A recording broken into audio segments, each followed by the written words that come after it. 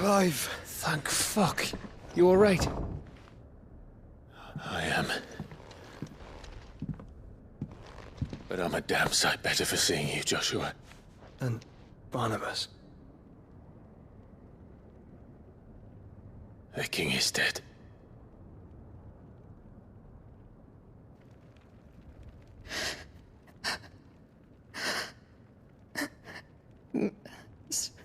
So they're all...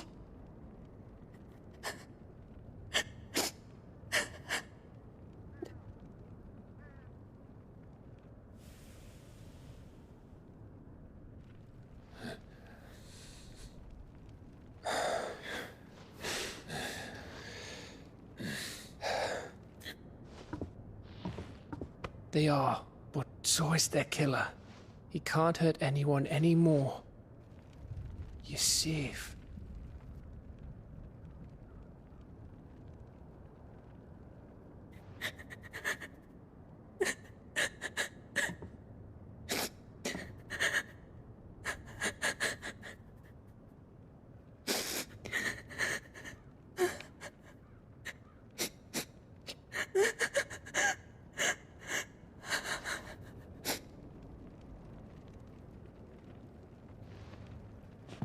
Gav, we need to talk.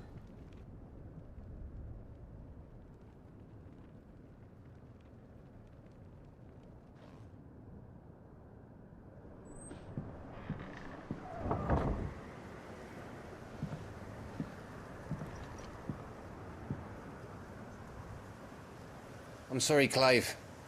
You know I want nothing more than to go with you. I do. But I'm glad you're heading back to the Enterprise nonetheless. And not just for Edda's sake. Our people need to know what happened here. You can count on me. As can she, I hope. Thank you, my lords.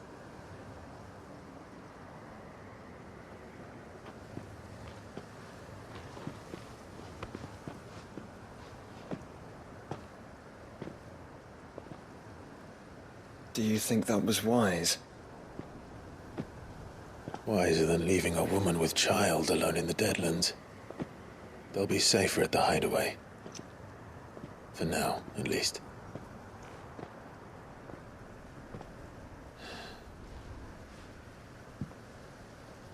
This land is overrun with Akashic. The king himself was long turned, albeit by choice. All to serve Ultima, in his damnable quest to forge the perfect vessel. The chaos Barnabas wreaked upon nation after nation. How many were killed for this? He didn't consider it killing. Or a mercy of sorts. A way to end their suffering. He truly wanted to save mankind, and ultimately use that. As he uses us. But why us? What are we? What are we? We are dominance. That is our fate. But that doesn't mean we have to accept it, which is why we fight. For the right to deny it. Is that not so? It is. For our sins.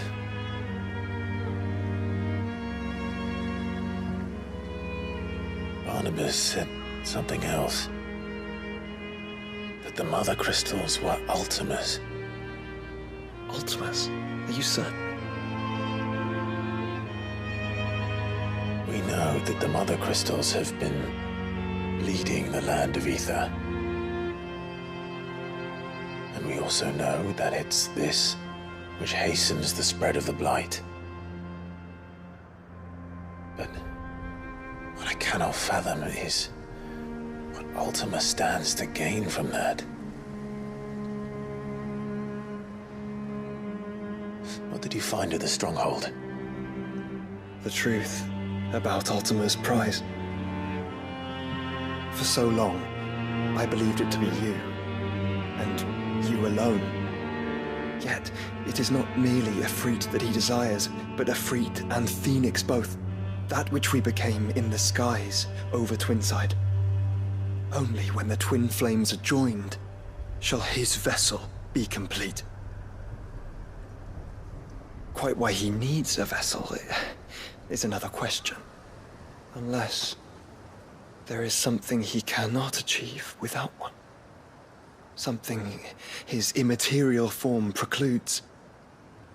Something requiring an unthinkable amount of ether and a body resilient enough to channel it. If I did not know better, brother, I would think that he meant to cast a spell. A spell 1,000 years in the making. A spell to end all spells. And he cannot do it without us. Nor without the Mother Crystals. But if we destroy them all, we will stop not only the Blight, but Ultima as well.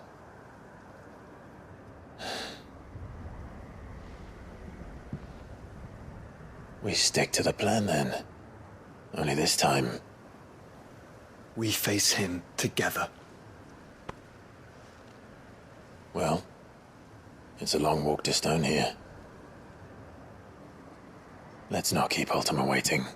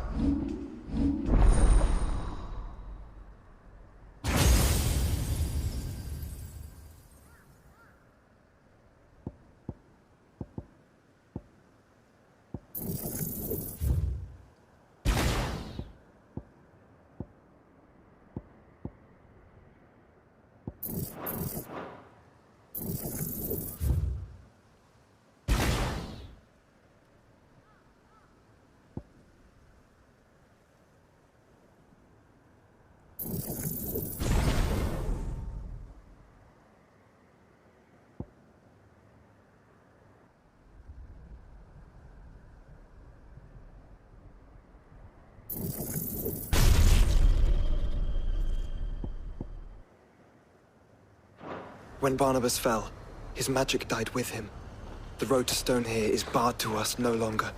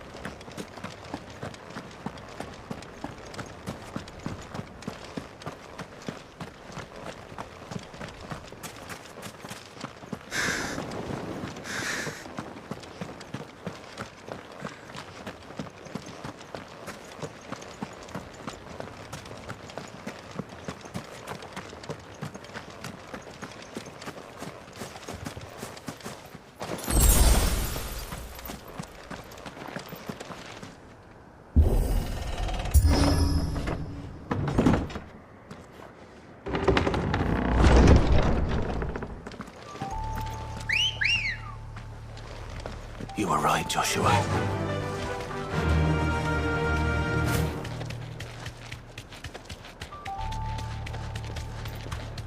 What is up ahead? Be safe. What now?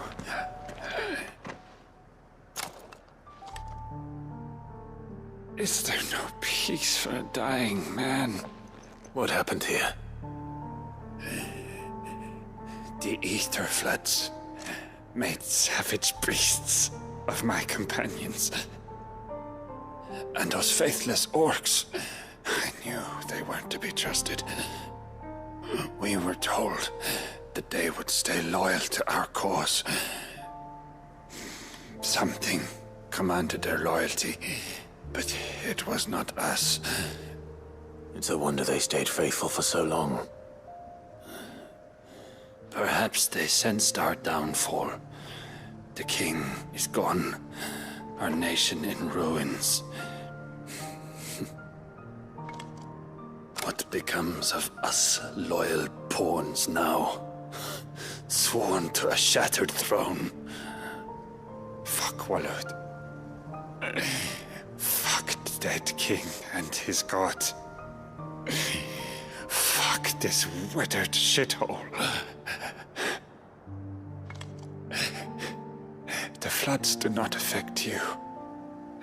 You are a bearer, albeit one who's lost his brand. Pray, hear me, brother. Will you grant this pawn his final wish? Will you lay my dying soul to rest? Of course. What do you need? Finally, some luck. Beyond the castle walls, towards Stonehere, there is a forest. Never turn. My parents are buried upon a bluff, nestled amongst the trees. Theirs was the only love I ever knew.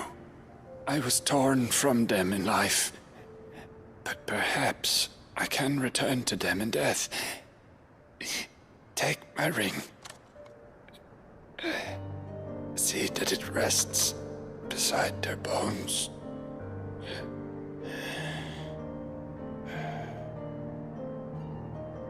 May you find peace at last.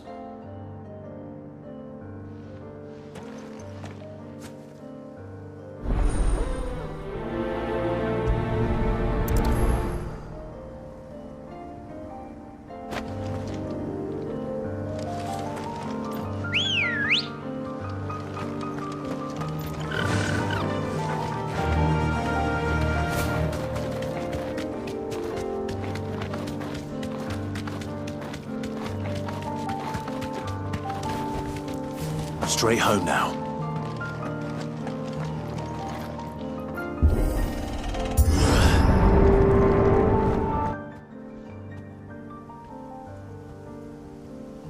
Don't tell me. The only way to the capital Is through that gate, just as you surmise. There's an army down there, Joshua. Yes, but I don't see any dominance.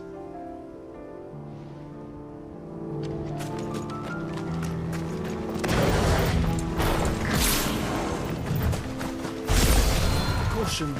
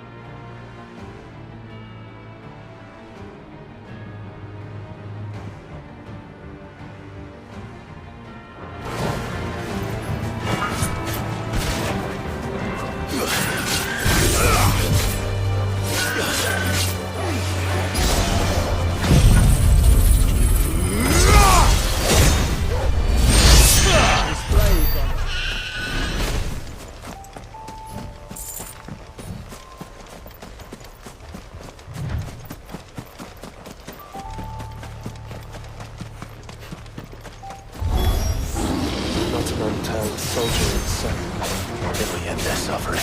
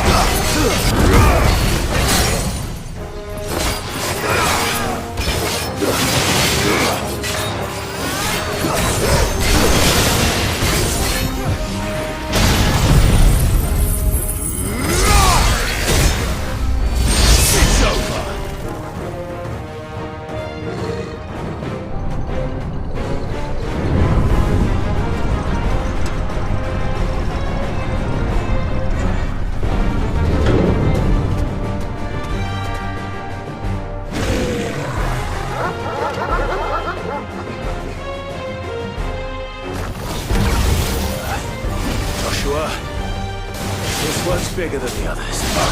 And Nina, by the look of it.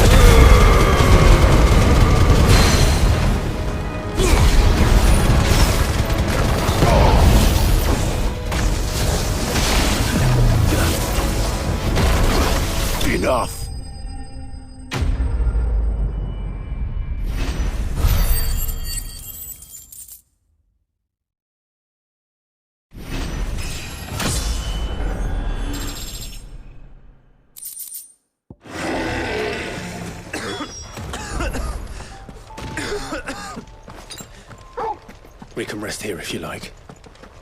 Don't worry, I'll be fine.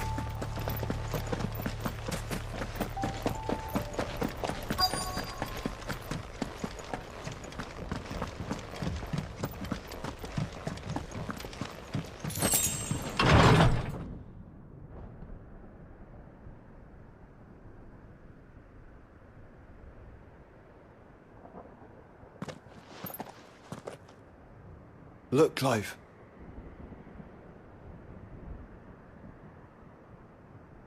By the Founder, the place is a fortress.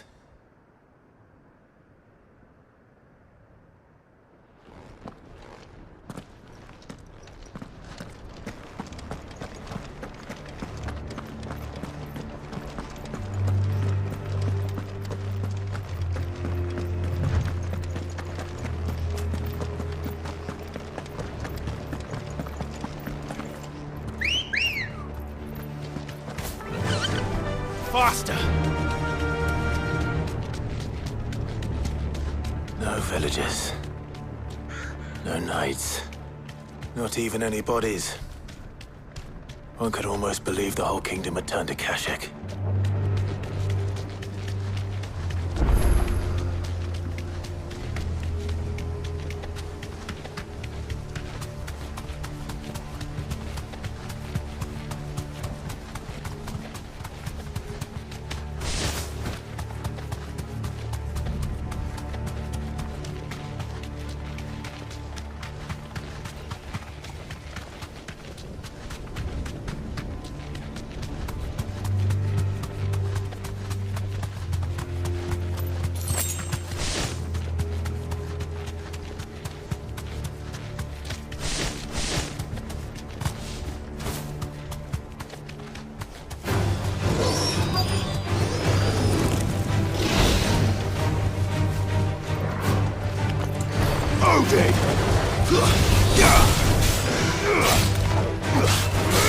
Stay down!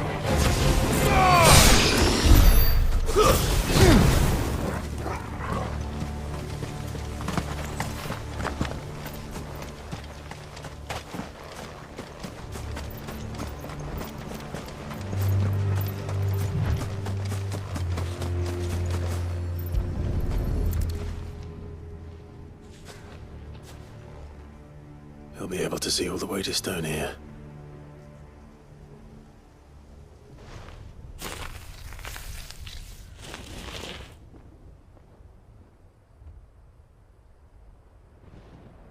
As fine a resting place as any man could hope for. Reunited with those he loves at last.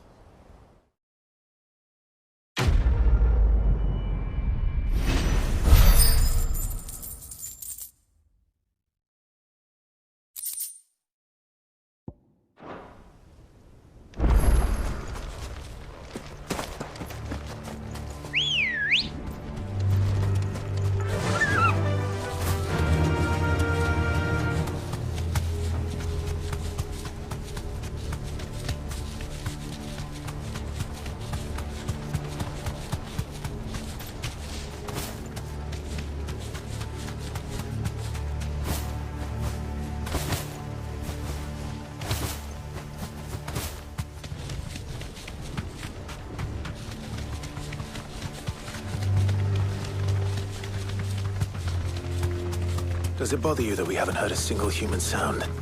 Everything about this place bothers me.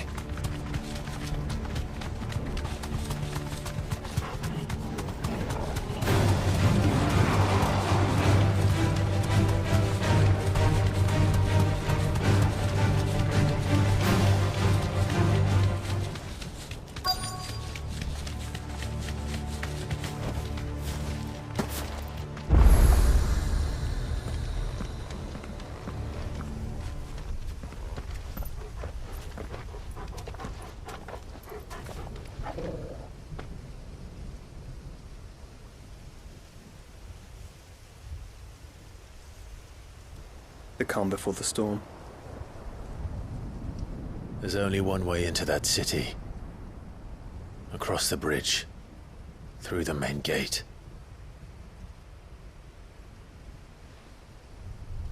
Right into the midst of whatever is left of the late King's army. Are you ready for this?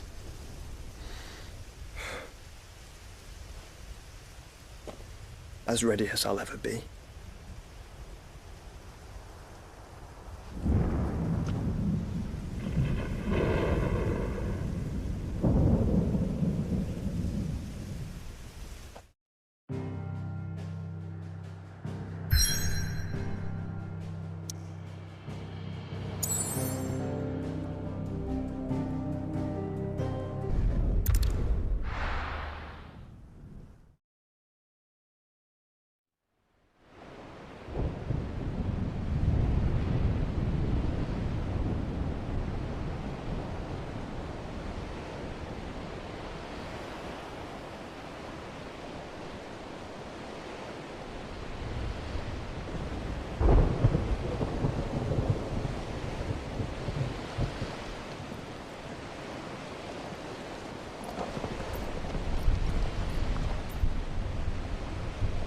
What the hell happened here? I dare not think. A stroke of good fortune, perhaps?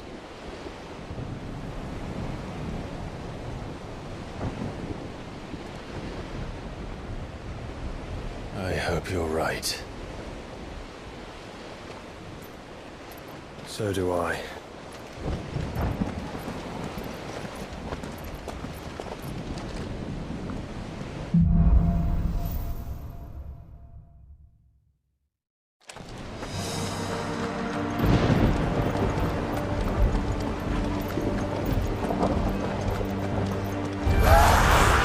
The ether has claimed them all.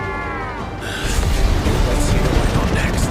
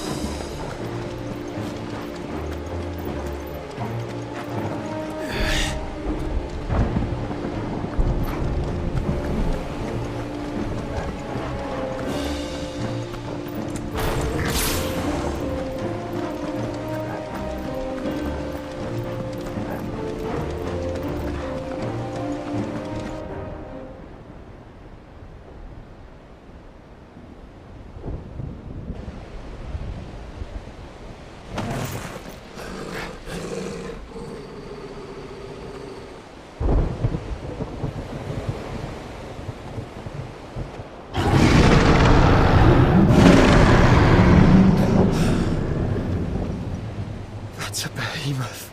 Who'd be mad enough to tame such a beast?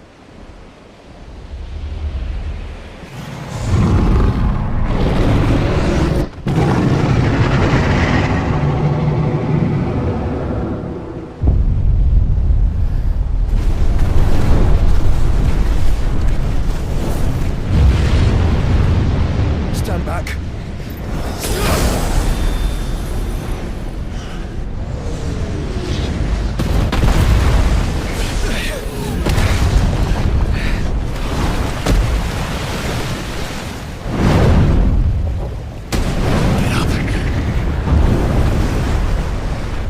Here it comes.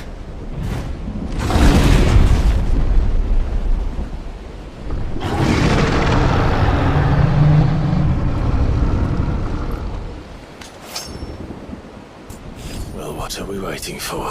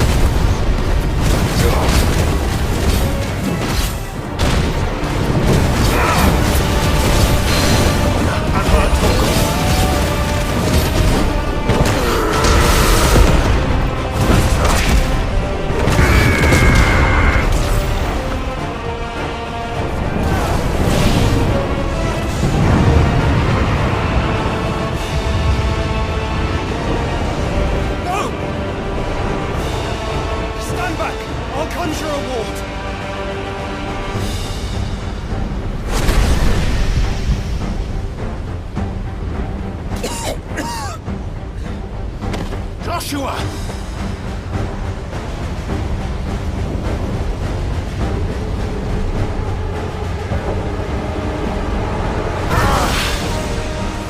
Desperate times. Clive, no! Trust me. I'm your shield, remember?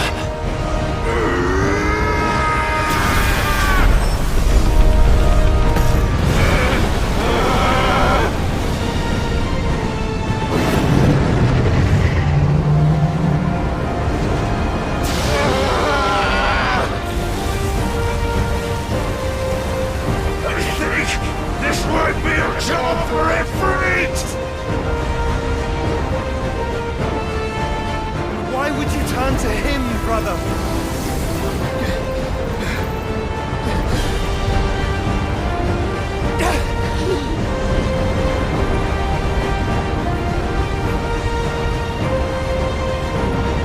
When we fight together.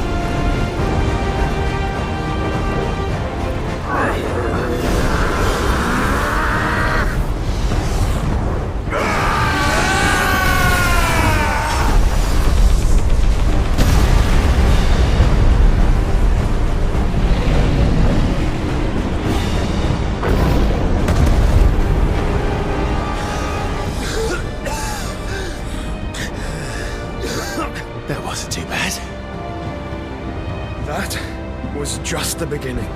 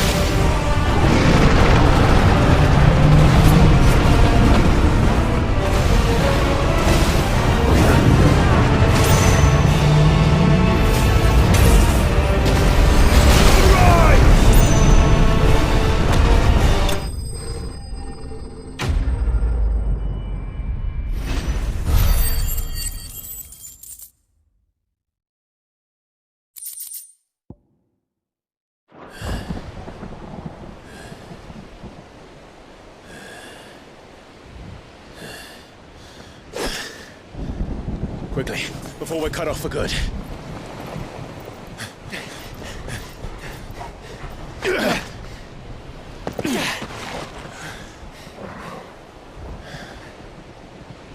If it is like the others, the entrance to the inner sanctum will be at the foot of the crystal. We're almost there.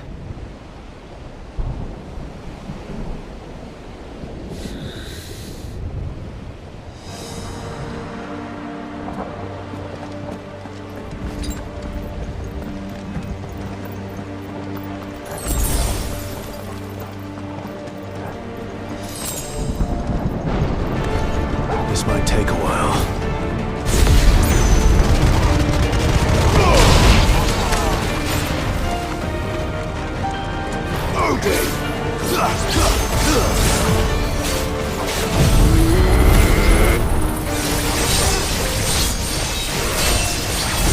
It's over!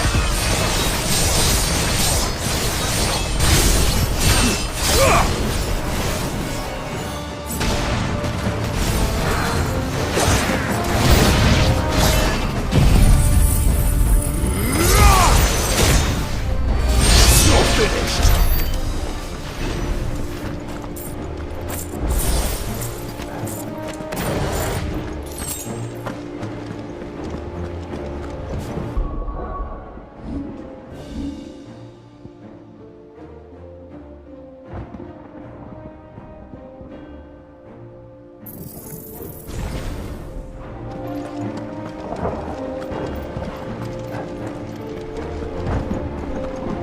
How do we get through that?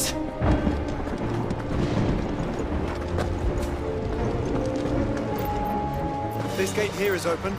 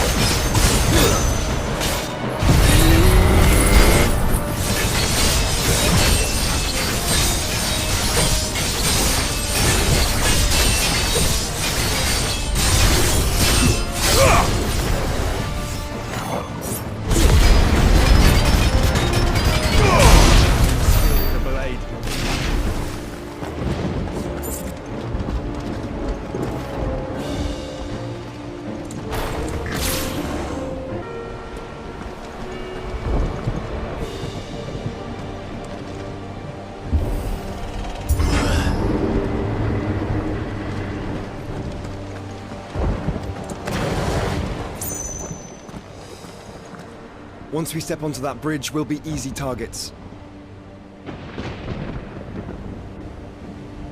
Then we better move quickly.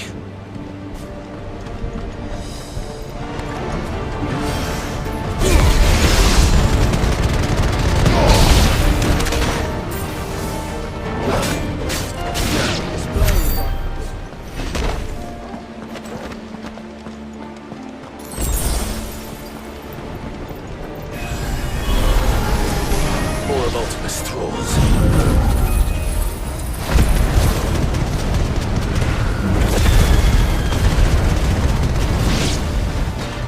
Come on then. What are you waiting for?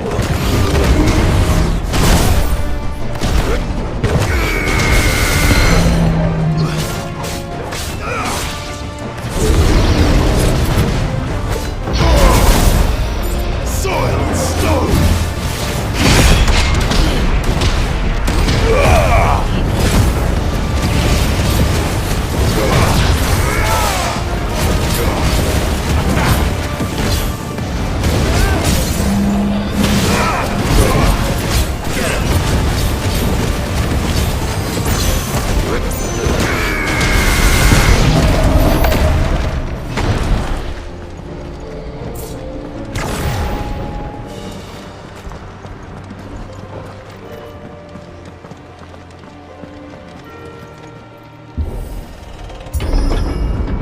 Through the castle, then.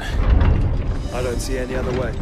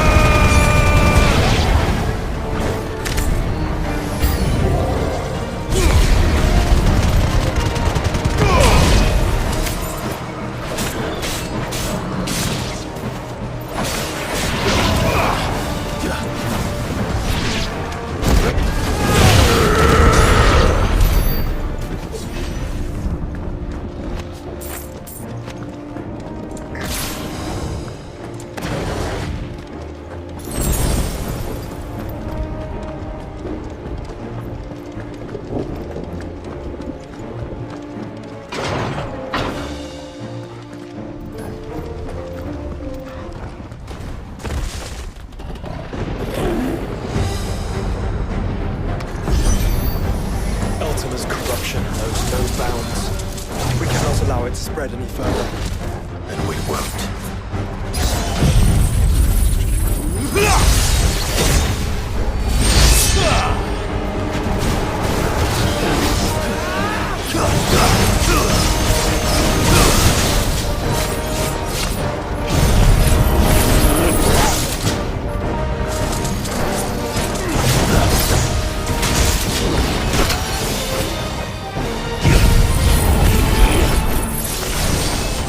Too slow.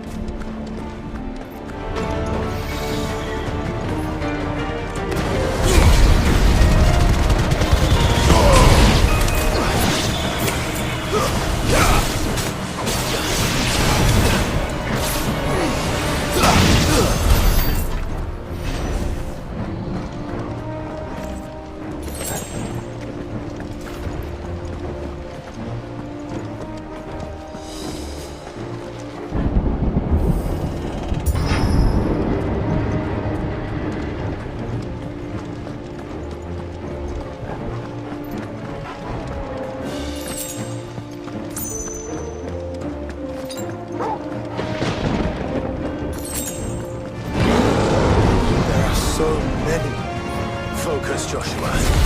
We're not done yet.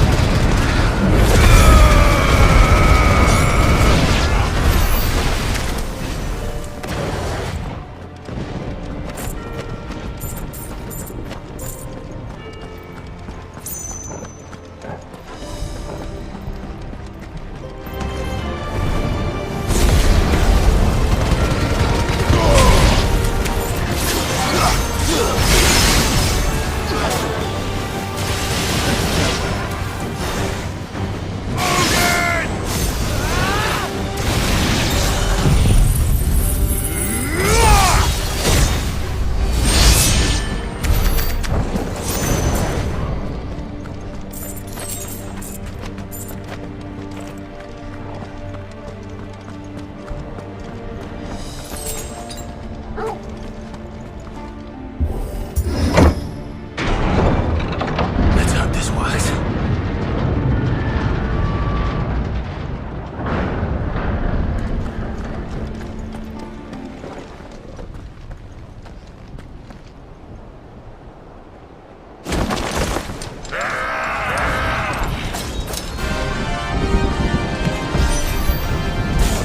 Clive, Of course there's more. There's always fucking more.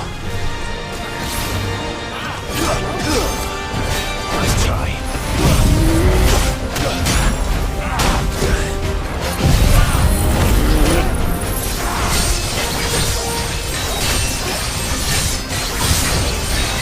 to me, boy. Help me, boy.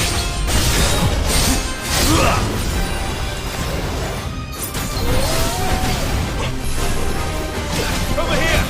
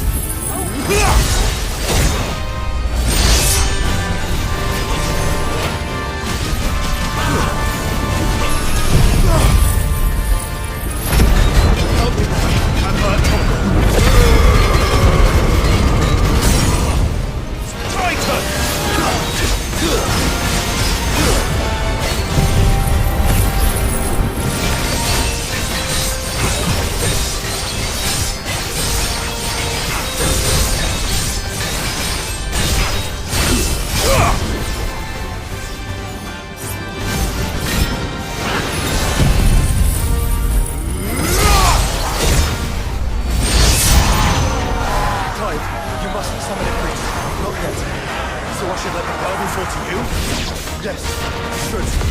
Save your strength for the Mother Crystal.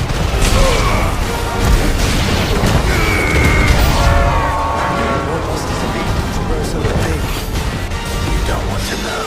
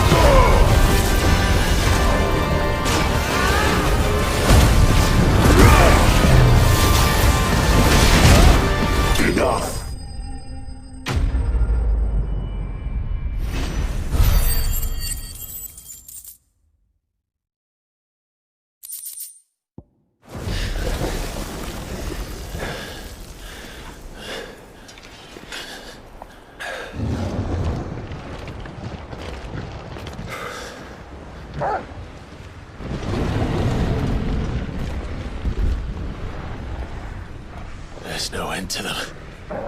The whole bloody army's here. Stand back, Joshua. I'm summoning Ifrit. Stop, Clive! You mustn't. We still have a long way to go. If you tap your strength here, you'll have none left to destroy the heart. Then you'd rather die?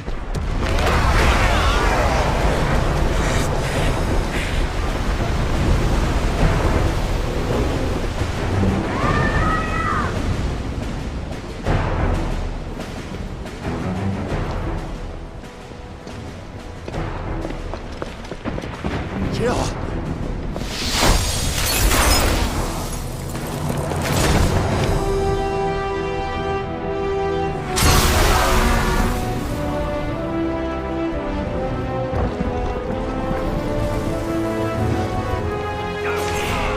She's not alone.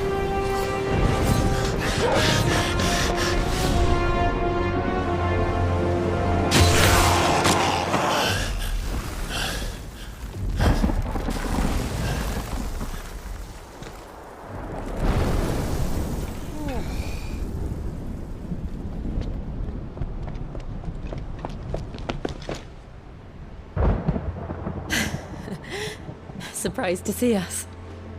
How did you? Gav. He told us exactly where you'd be. Even sniffed out a crack in the castle wall. And when we saw the heavens come crashing down, we had no choice but to believe him. It's been quite a day. To what do we owe this honor? A debt I would see repaid. Prince Dion. It's good to see you well. So, this must be Ifrit. Your uncle bade me give you a message. Listen to your heart, and guide your steel true. Your father would expect no less. That is all. Thank you. For everything, Your Highness. Dion, please. You do realize the only thing we've freed so far is this wall from its foundations, right? Now, if your lord and ladyship's quite finished... Well said, Gav. We have work to do.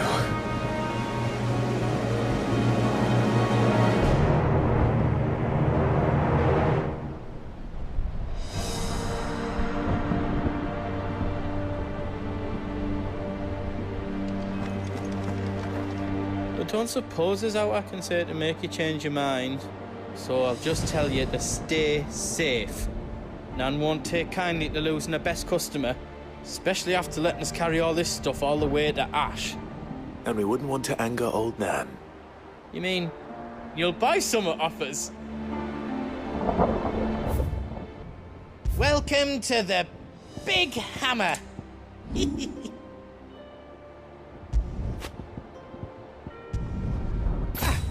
I did it.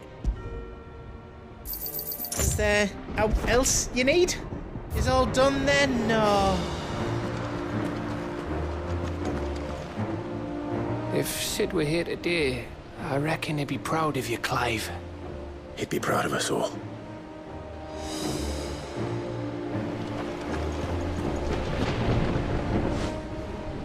There is still much I would learn of your tale, once this day is done. Until then, all who might come between me and such knowledge shall answer to my spear. I do not envy them.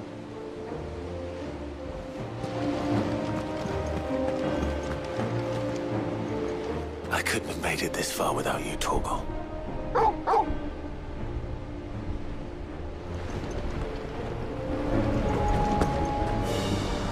Each parting brings the hope of reunion.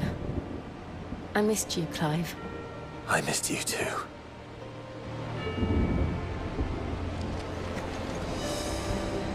You see, Clive, we're not alone. If we are to win the day, we must all play our part. And ours. Ours lies beyond those doors. We've fought long and hard for this moment. Sid's dream, our dream, is within our grasp. We need only endure this final trial, and we shall. Together.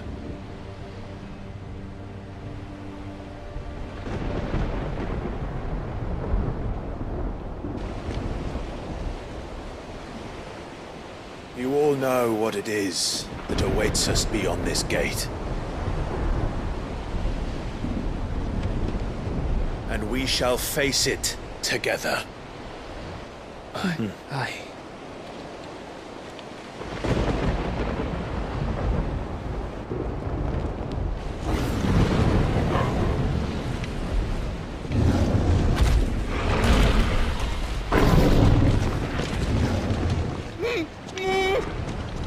It seems our hosts would rather we remain.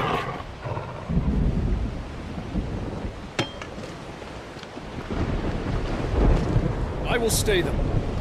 We will stay them. Go! Just don't keep us waiting. Thank you.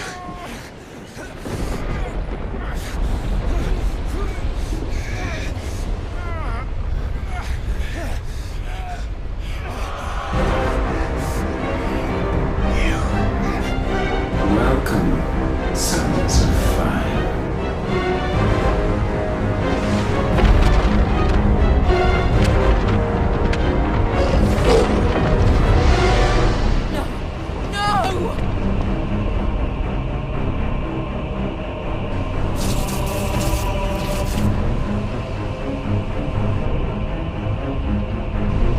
Come back. What?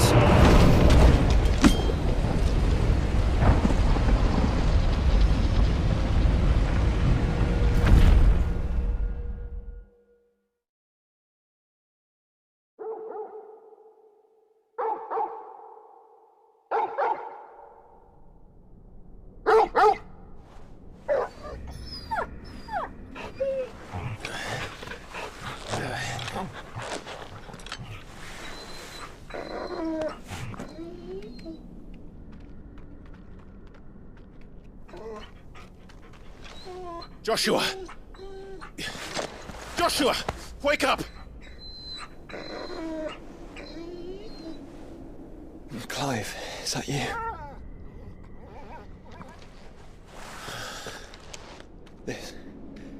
This isn't stone here.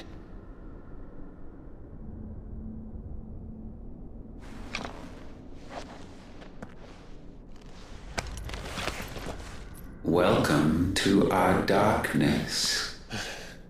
A rift between worlds wherein your kind might reflect. Show yourself! Grave and many are the sins of man.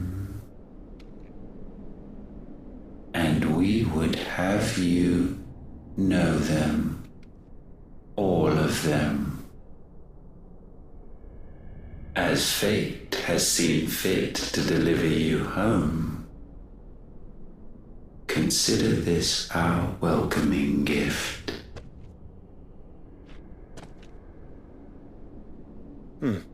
It would seem we are trapped. And the only way out is through Ultima. We find him, and we leave.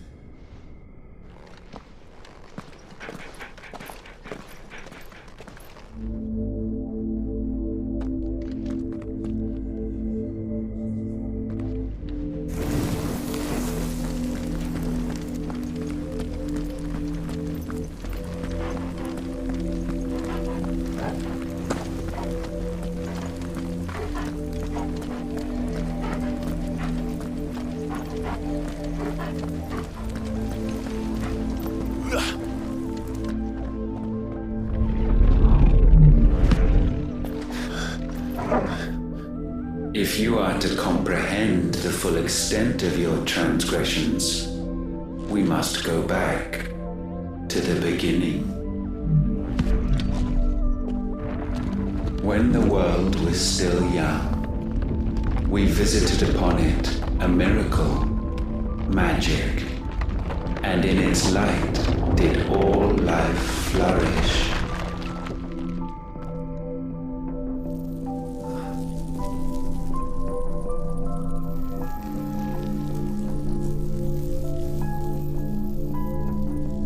Yet the price for this boon would prove heavy. A pall descended upon the land, painting the horizon black as night. Though we labored to forestall its spread, in this one endeavor we stood powerless. And so we fled, that we might endure, that we might discover a means of salvation.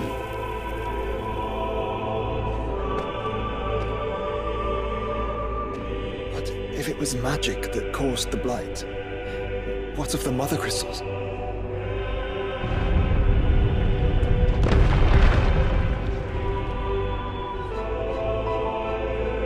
I expect he'll tell us soon enough.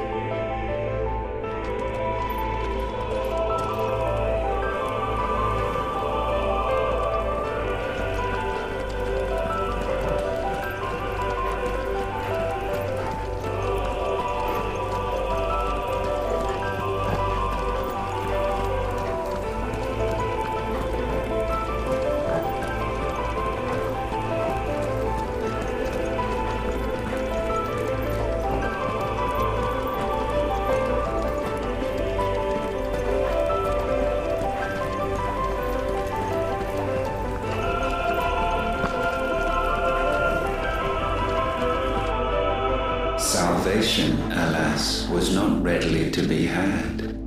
First, we would require a land unvisited by the stain of corruption. An unprecedented journey lay before us, one beyond the limits of our fleshly bodies. And so we cast them off. Thus, stripped to our very spirit, did we find our new paradise. A land as pure as driven snow, Valisthea. There would the true work begin, for the black crept yet behind us. And soon did we arrive at a solution, the illness having spread to every organ. There was but one escape from this fate, to start afresh. With a new world. The one for which Barnabas labored. A paradise free from the blight where his God awaits. And where, if we only forfeit our wills and abandon everything we hold dear, humanity can join him. So, Ultima would have us follow in the footsteps of the king. And follow we shall. For now.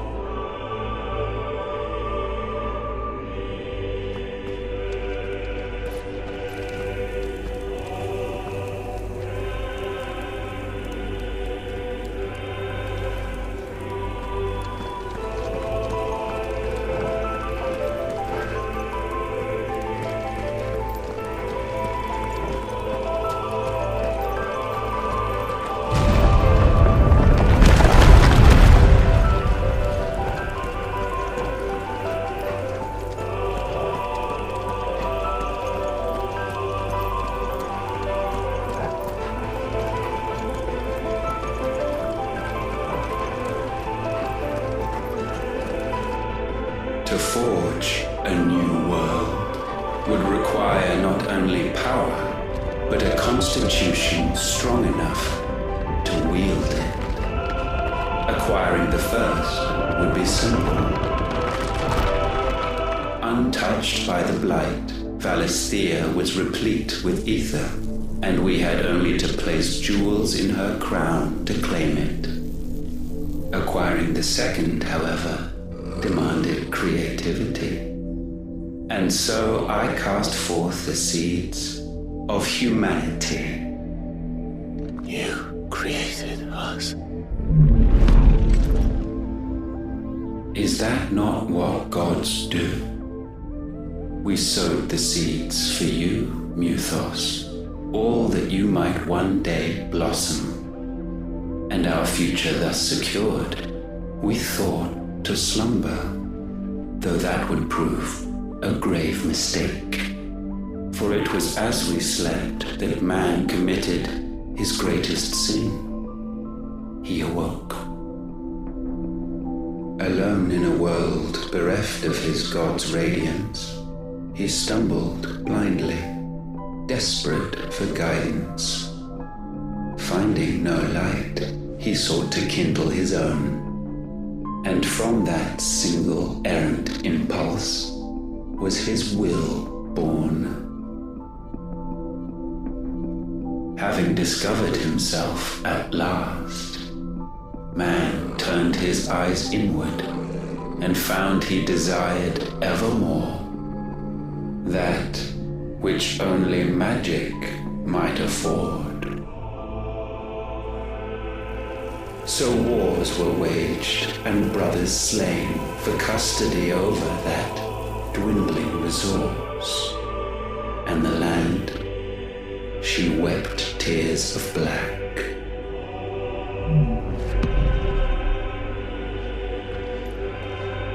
He would condemn us for this. Surely he cannot be so blind to his own hypocrisy. Not blind, just unwilling to admit the truth.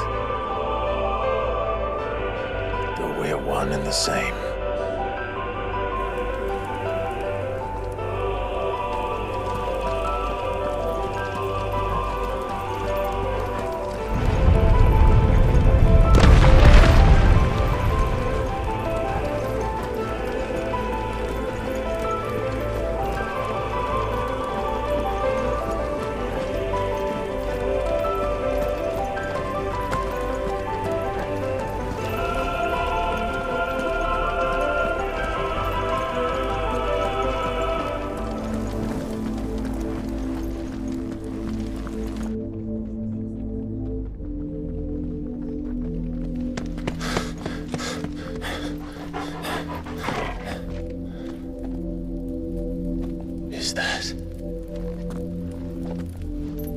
Ifrit, or what's left of him. Long have our ashes lain cold for want of a spark. Cast your eyes upon them and see what you must become.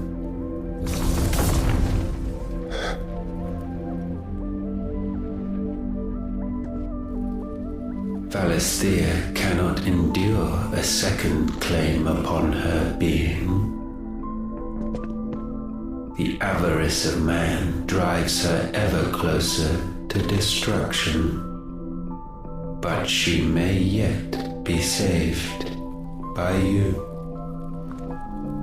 It is what you were born to do, why we nursed you and fed you as your own mother should have. And now that you are fully grown, our Muthos, it is time at last for you to serve your purpose. To right your wrongs. If our sin is wanting to survive, then you are as marked by it as we are. The fault is yours. Our wills were born because you abandoned us. And now, you would have us forfeit them. All for a place in your new paradise. Do you imagine yourselves worthy of one? Mankind has no place in our world. Is this truly so difficult to comprehend? We only ever require you, Muthos, when the time comes to bid this wretched realm farewell. None shall follow. What do you mean, none? This is our world. Once the land's rebirth is complete, humanity will have served its purpose. Why would we continue to suffer that which has caused us so much vexation? Because the land doesn't belong to you. It belongs to us all!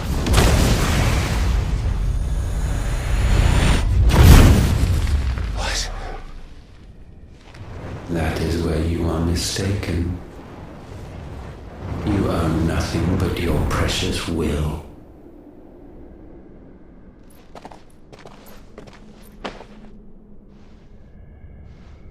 Brother.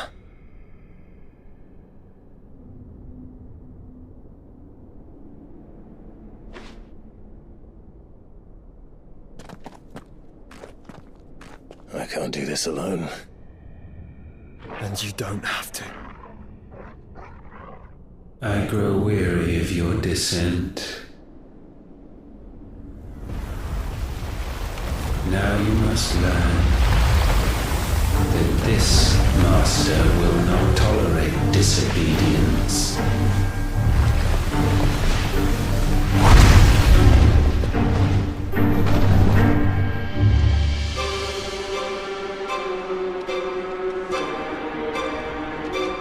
My friends, my family. We have all suffered, all fought to survive. This world may be flawed. It may be broken. But it's all we have. And if we can't share it, I see only one other choice. You have to go. You may have created us, Ultima. But it's time we lived on our own terms. This isn't your world anymore.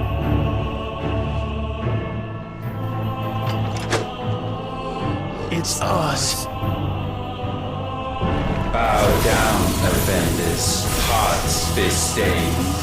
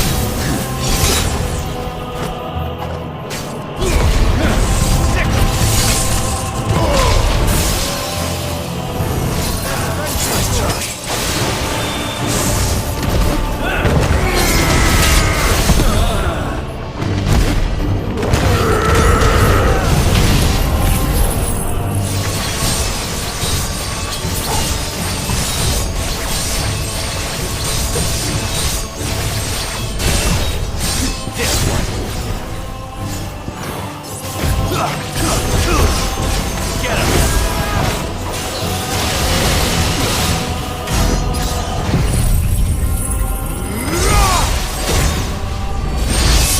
To me, Flames!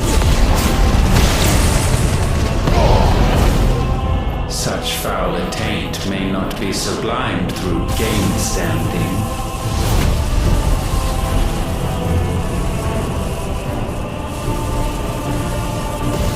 Only with heads hung low is penance paid.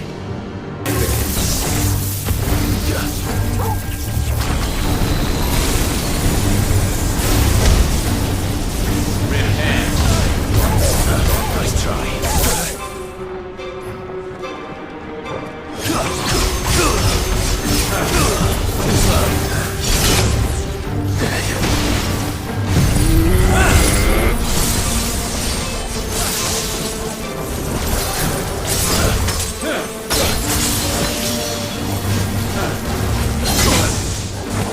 Nice try. Nice try.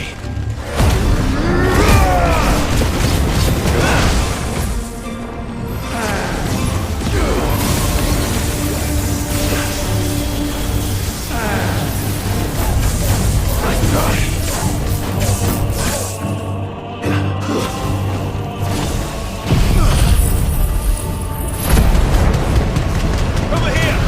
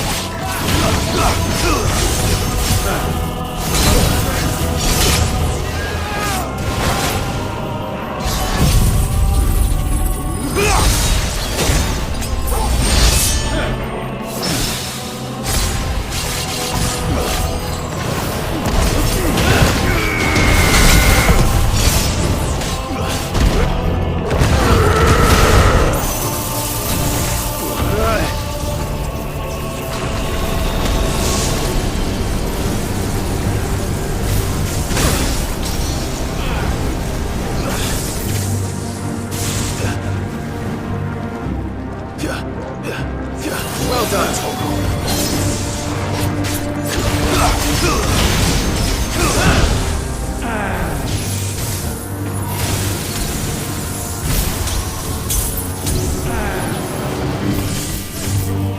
to me, Flames! Go, Torgal! I've heard Torgal.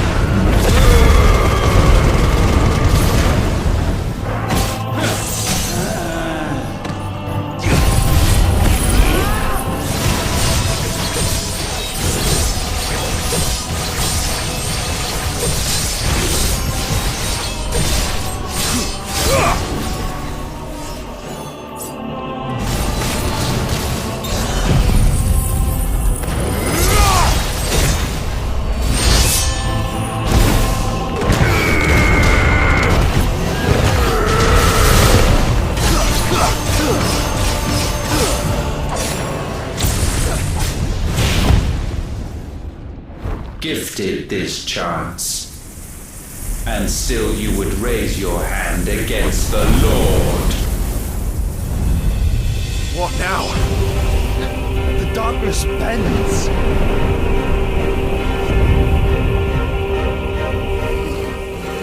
He means to end us. It wouldn't be the first time. But let's make it his last. Your fate is inexorable. Surrender the vessel unto the darkness. Surrender it unto us. Kneel before us.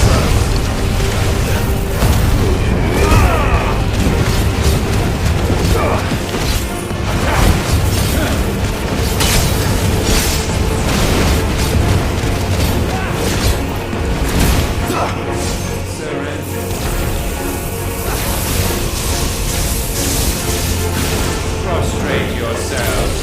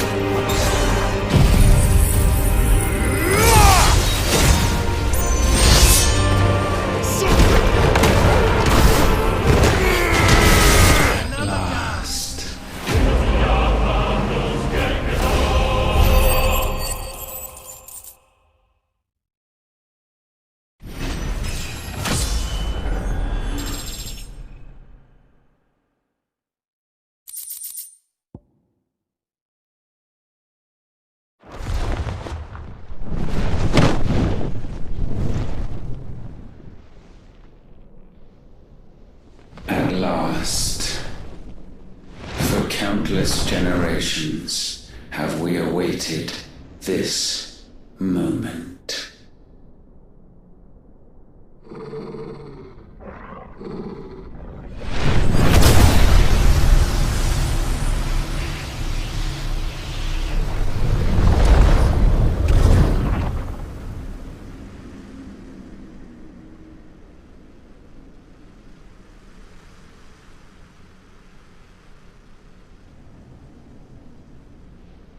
Your struggles have made you strong, yet your soul remains heavy with sin.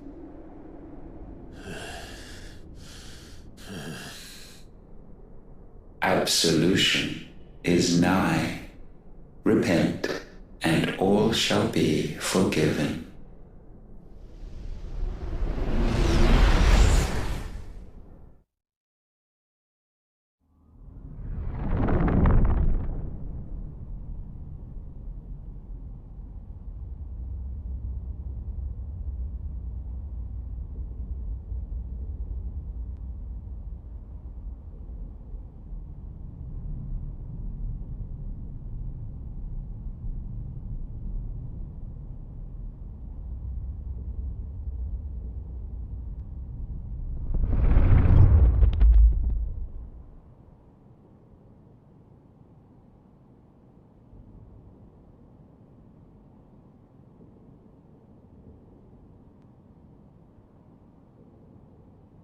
Tell me, Clive, how many lives have you saved since taking my name?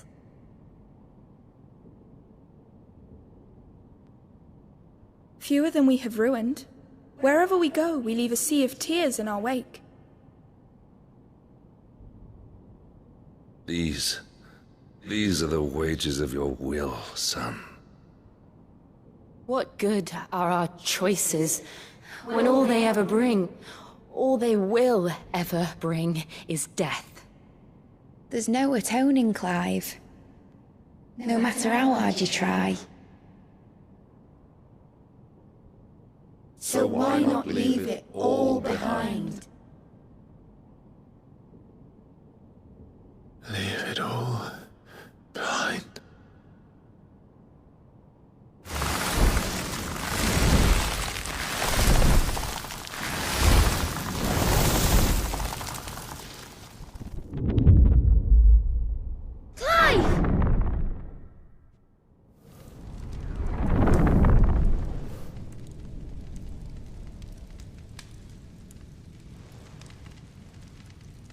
Please, won't somebody save me? Won't anybody love me? I yearn, yet still she is not mine. Have I not given enough? From will is born desire, and it is this which consumes you, rendering you incomplete. Do you not see how the world bends and warps under the weight of your hungering hearts?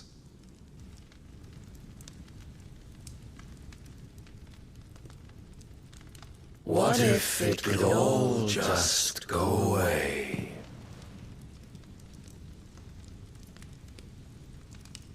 Just go away.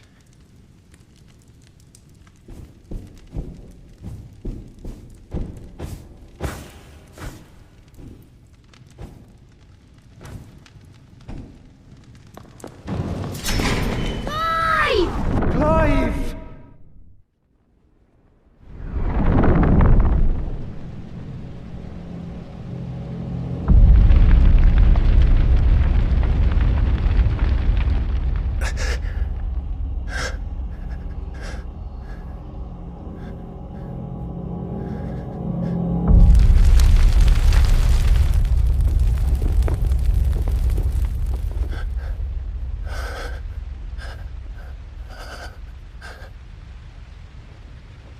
None of this is real.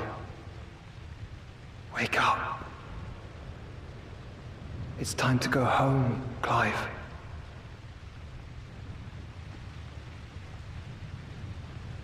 Clive. That's right. You're my brother. Brother.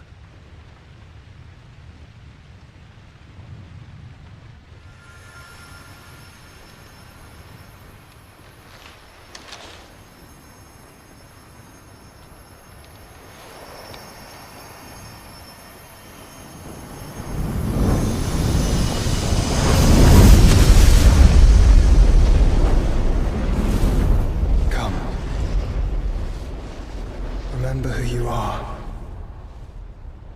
Clive.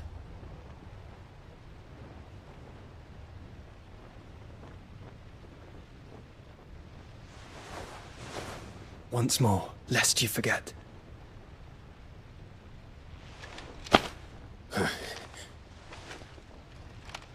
My name is Clive.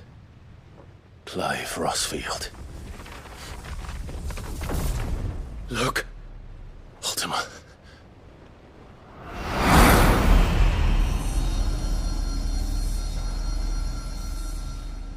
Even here, the light of the vessel's will cannot be quenched. And the Phoenix, his trespass should not have been possible. Not possible unless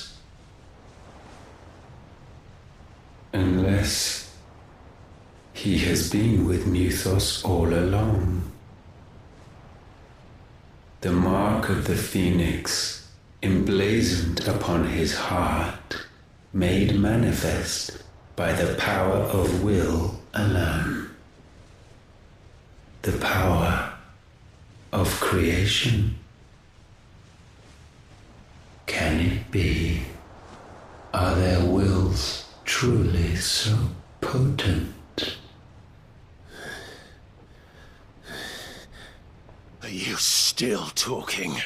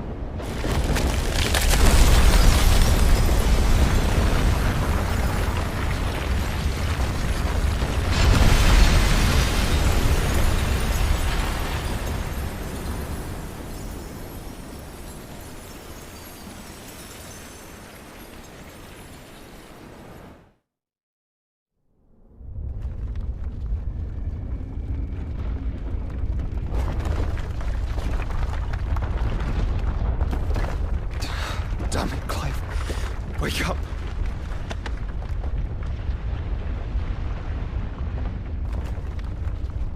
That. Sorry to wake you, but I think it may be time to leave. This place.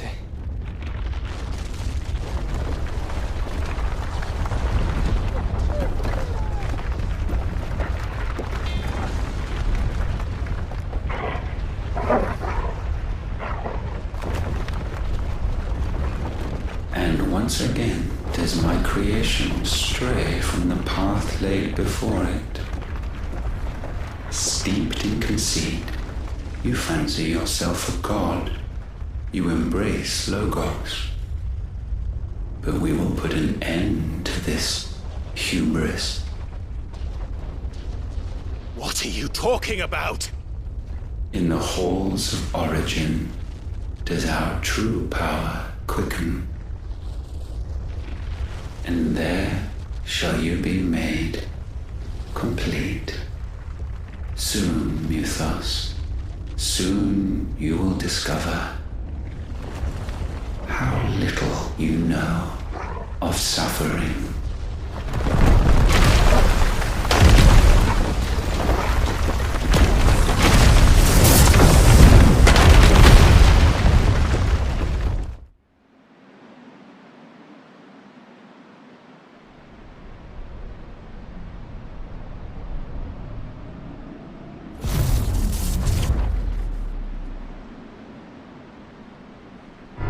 And so the crystals are no more. Yet in their silence, a new song rings.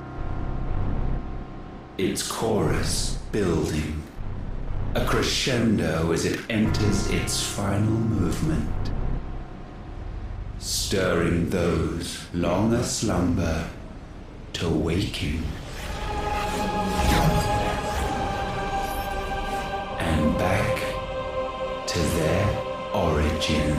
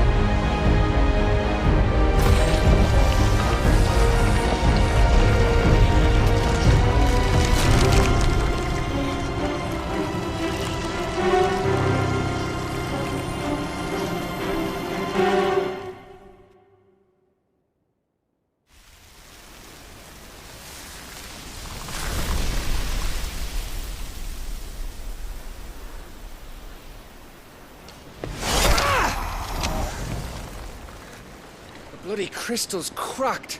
So where the hell are they?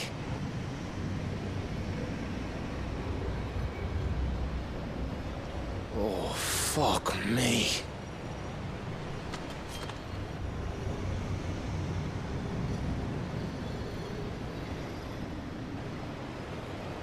Is that ether?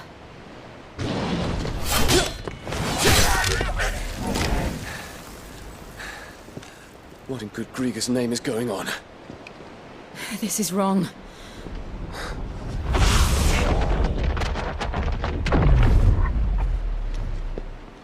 Are we back? Clive! Joshua! Jill!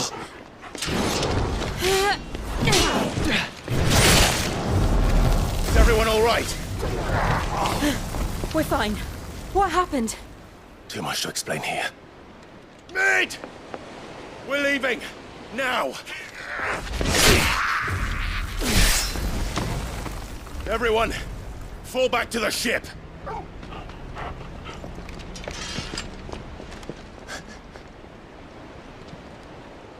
I will be with you anon. Thank you.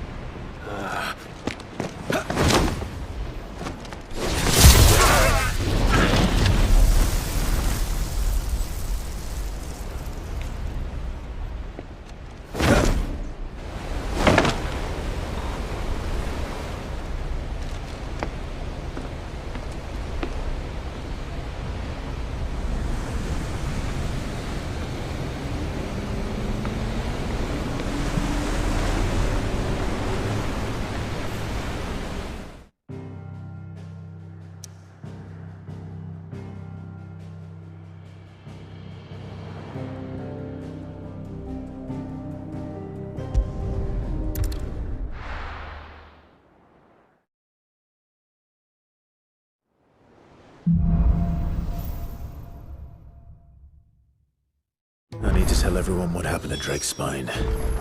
And I'm going to need Otto's help. There's something about it.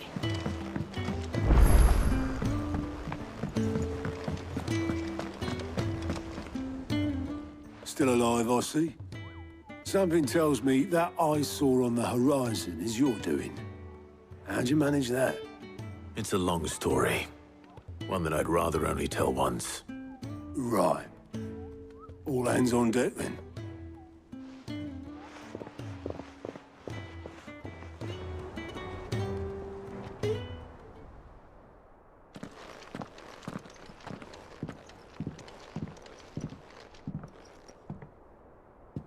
Is this everyone?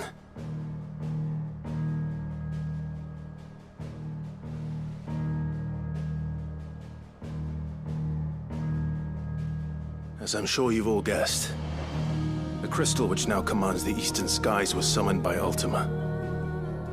He called it Origin. Though the significance of that name is as yet unclear. What does it matter what it's called? Its emergence tore Twinside asunder and wiped my homeland from the map.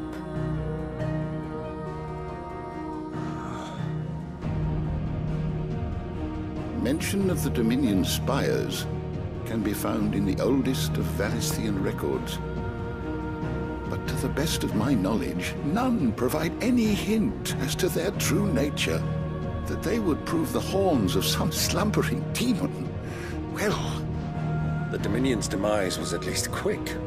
Elsewhere, the Republican army cannot hope to contain the chaos engulfing Randalar.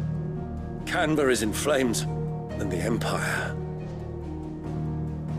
Our allies are crying out for answers. I've sent the Cursebreakers to give them what assurances we can, but right now that amounts to fuck all. They wouldn't be able to stop what the skies have started in any case.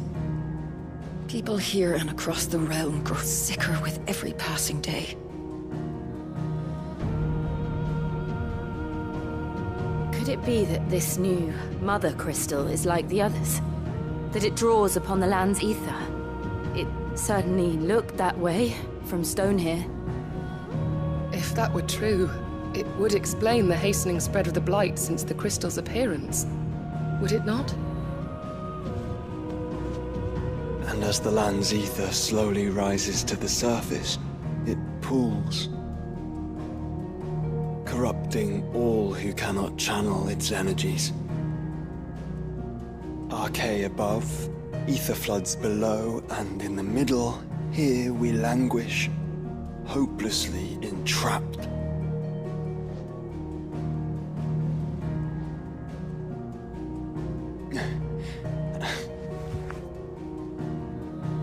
It's all right. When we faced him at Stone here, Ultima told us his true power quickens in the halls of Origin. Needless to say, we cannot allow that to continue.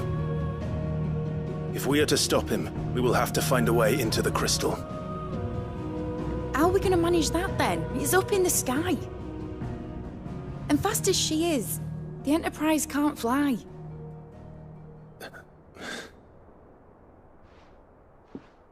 It's a lot to take in, and I reckon we'd all benefit from some time to clear our heads. The answer will come to us. Don't you worry. Ain't that right, Clive? Right. That's right. Well, go on then. Bugger off.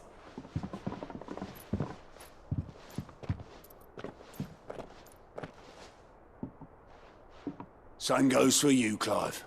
You won't solve anything like this. Trust me. Go and get some fresh air, eh? Thank you.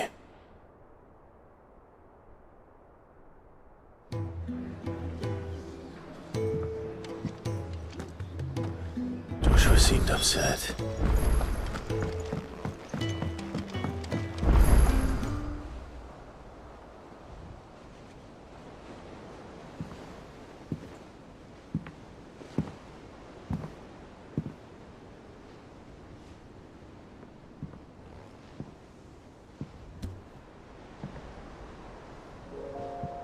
Ultima may have created us, but he doesn't make us who we are.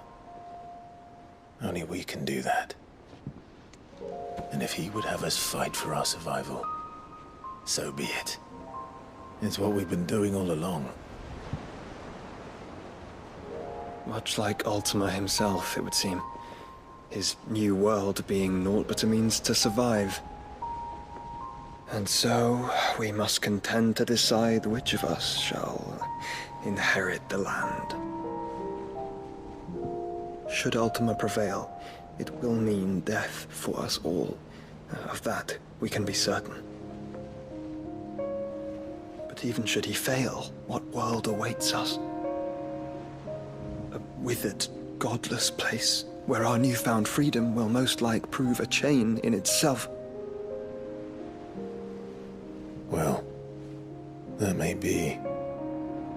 But a chain can always be broken. As long as one has the will to break it. It won't be easy. It may take generations. Centuries of suffering. And that is, if everyone plays their part. But it will happen.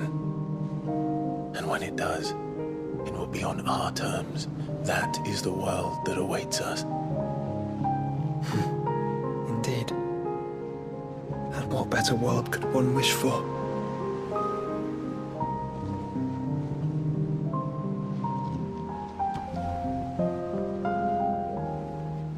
But first, we have to reach that crystal.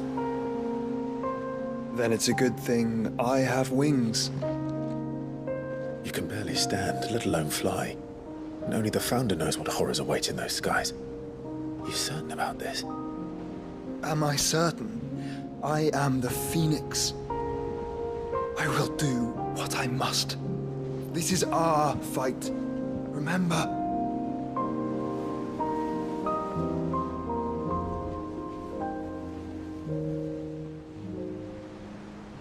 All right. I yield.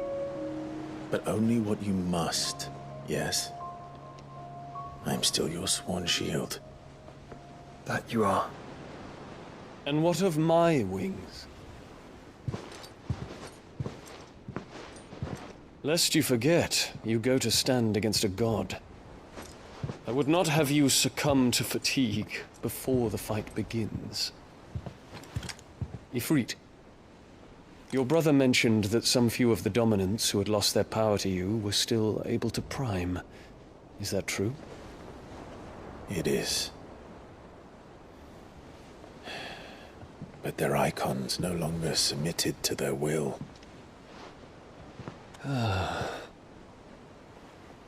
Then mine will have to be stronger. That you both might save your strength for the battle to come. You don't have to do this. If you do, there's a chance you might lose all you have left. And what have I but regret? My life ended in the Dominion. I fear death no more. Besides, I would have words with Ultima. He has much to answer for.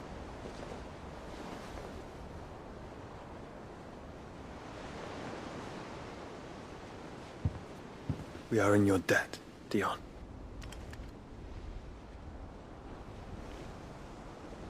We can speak of debts when this is over.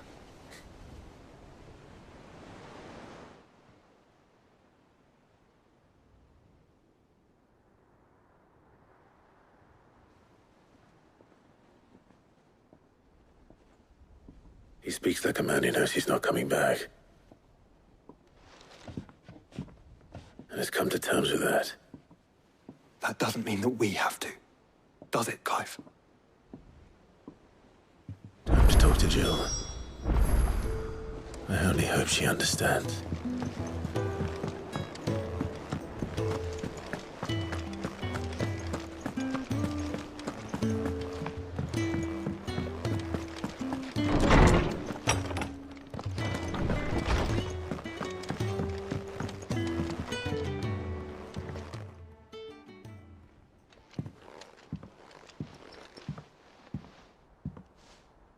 Come to wish on a star.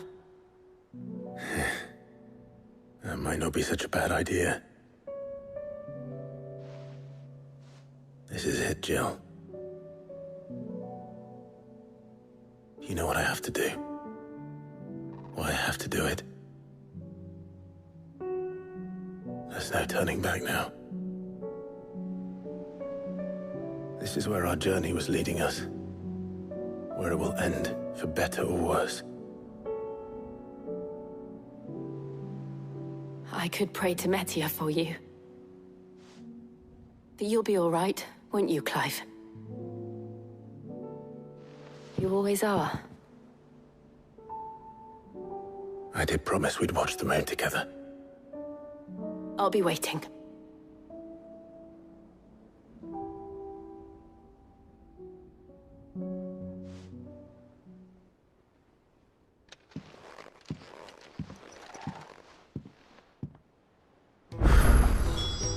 It's almost time. Better make sure I haven't forgotten anything.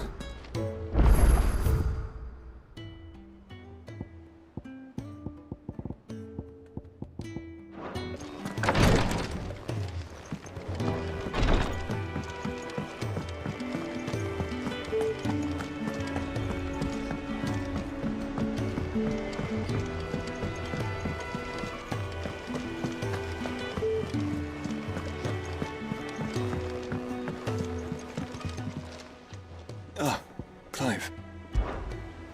Joshua, what's wrong? And don't say nothing. It's... not nothing. I've received word from Cyril. The Undying have found Father's will, or something akin to it. His will? How and where? In the crypt beneath Rosalith Castle. After Kupka was kind enough to drive out the Imperials, the Undying took the opportunity to recover what relics of the Duchy yet remained. And in the process of doing so, they found a letter from Father. I'm surprised anything survived down there. Cyril asked that I join him in Tabor at my convenience. I have been meaning to go, but... would you join me? Of course. I want to know what's in that letter as much as you do. Very well. I am ready to leave when you are.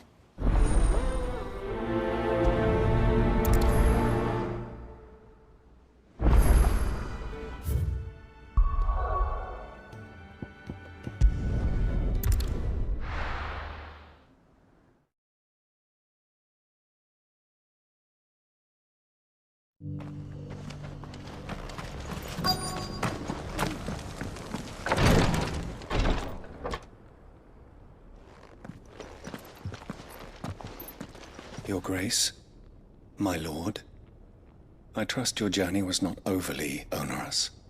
Cyril, you found a letter from Father? Yes, I have it here.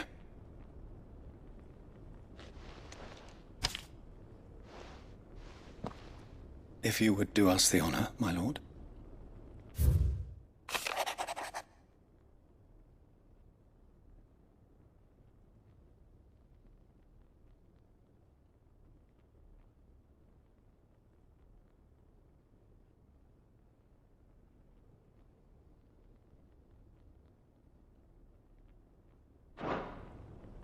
An inheritance.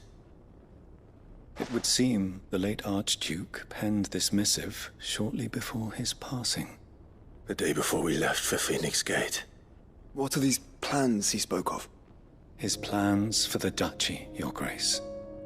Your father entrusted them to my predecessor, the former bearer of the Burning Quill, who entrusted them in turn to me.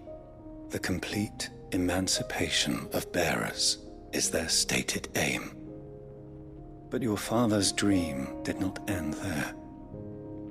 His Grace also spoke of building hospices to care for those stricken by the curse, and the founding of a new university to further the development of non-magical technologies. With the blight spreading ever more widely across the twins, Archduke Elwyn saw this as the only means of securing Rosaria's survival. He wished to see men and bearers treated as equals. To see centuries of common wisdom overturned. Small wonder he did not think it achievable within his lifetime. But he thought it achievable nonetheless. Had he not, he would never have written this message. Nor would he have entrusted his vision to his most faithful aides. Those who would have stood with you, shielded you from the machinations of the less benevolent personages at court. It's a pity only they are still with us. 'Tis true that those most loyal to your father were the first to suffer the Duchess's wrath. But one at least remains, and she has come bearing gifts. What do you mean? Mayhap it is better that she explain, my lord. After all, the duties entrusted to me by my predecessor extended only to recovering His Grace's will and arranging a meeting with the one who might execute it, or a part of it, at least. And where is this woman? She awaits you in the archive, Your Grace. Thank you, Cyril. Shall we then?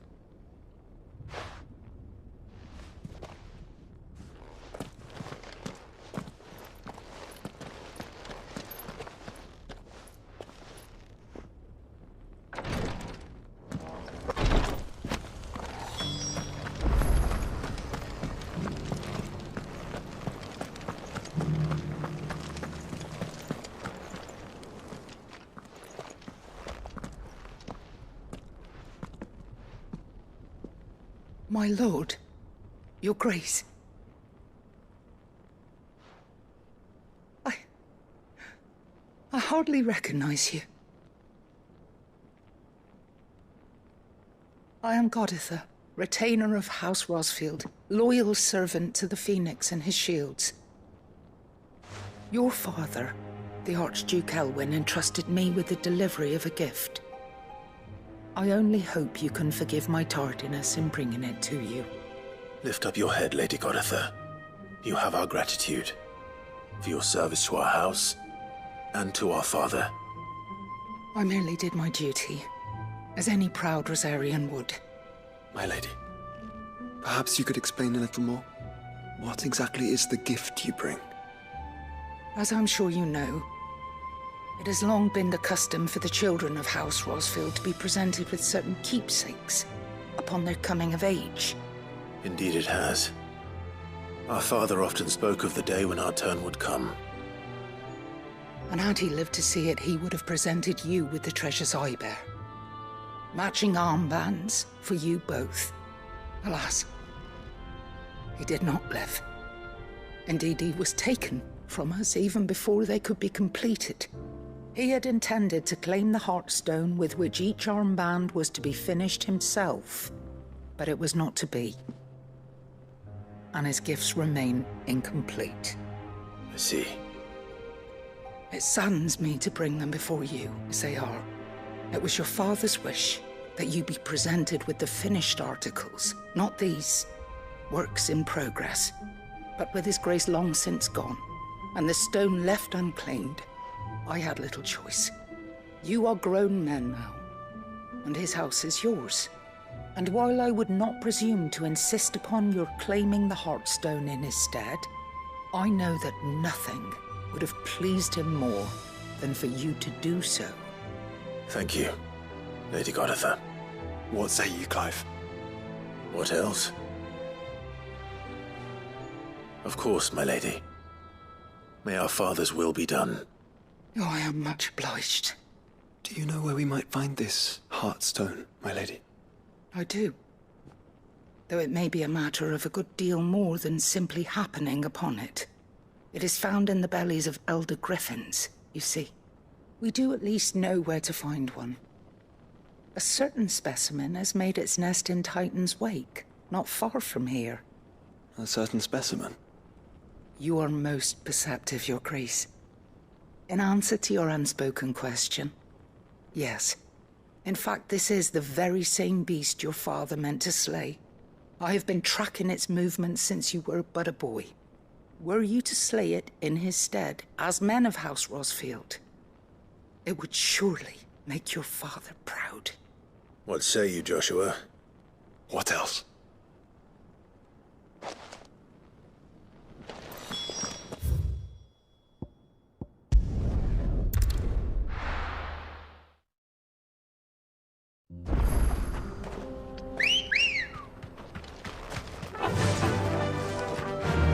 Faster!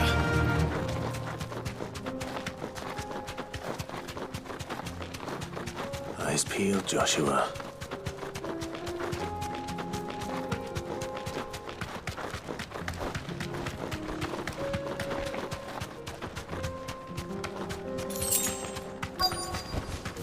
Be safe.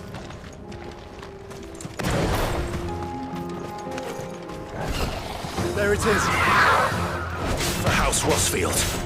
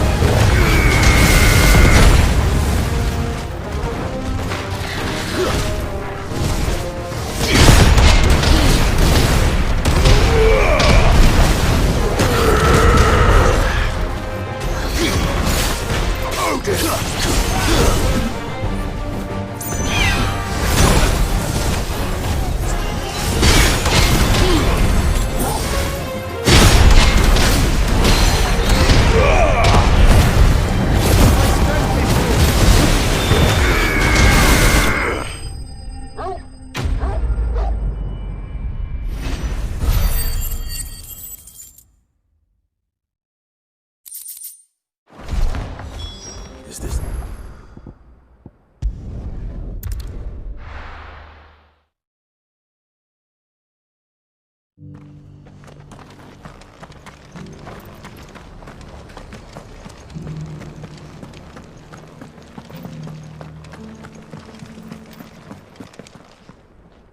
Oh, thank the Founder you were safe.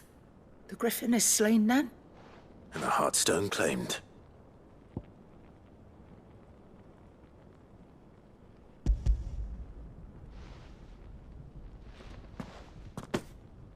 Yes. This radiant luster, like frozen flame, it is just as your father described it. Thank you, my lord.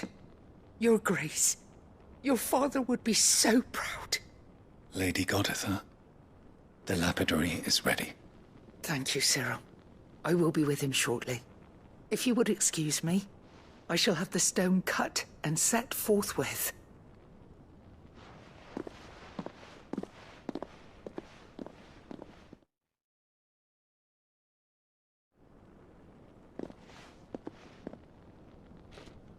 The armbands are complete.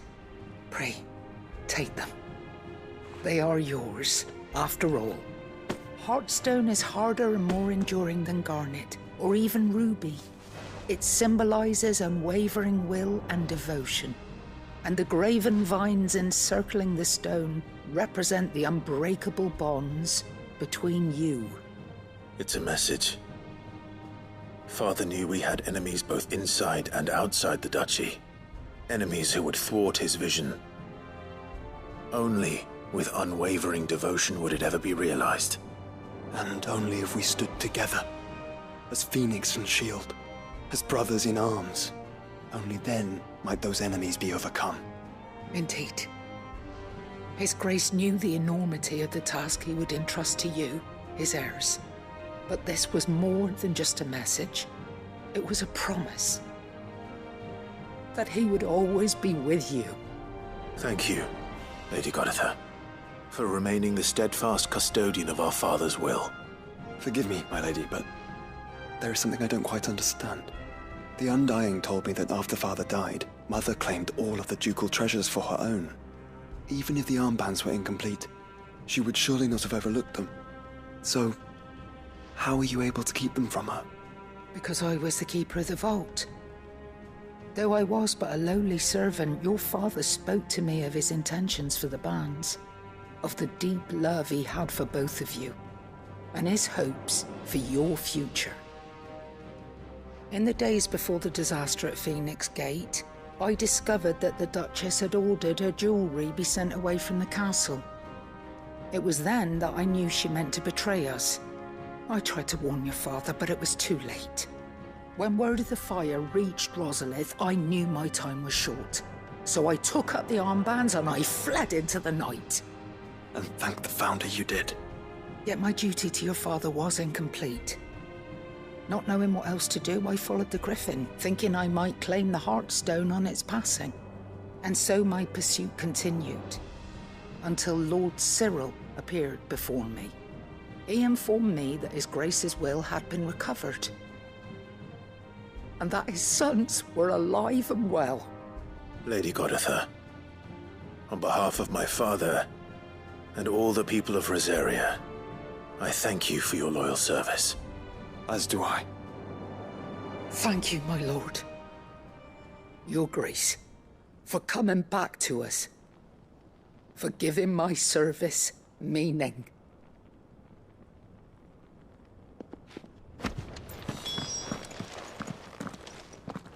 The bands suit you well. It must be gratifying to finally receive the inheritance that was denied you for so long. It is. And we thank you for the part you played, Cyril. If you would permit me to play my part a little longer, might I suggest that you make your way to your father's memorial atop Hawk's Cry Cliff? Let him see that you have received his blessing, and that his vision lives on in you. I suppose it would be churlish not to. What do you say, Clive? Shall we pay Father a visit? I think we should. I was hoping to be able to offer him my thanks before we left for Origin. Your father's helm is enshrined there.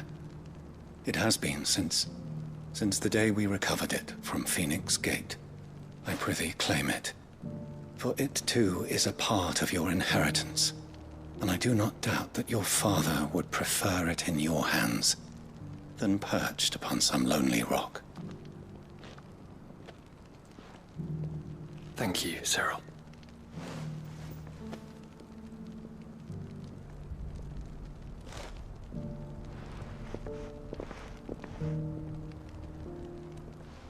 Come on, Clive. He's waiting.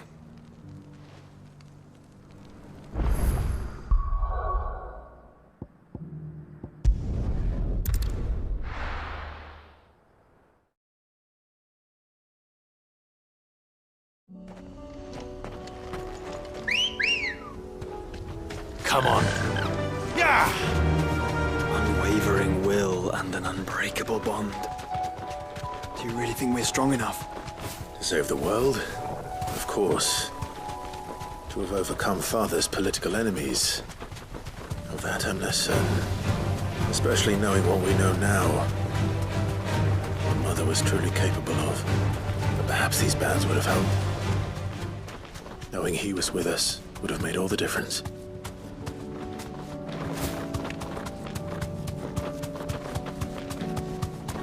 It's just back there.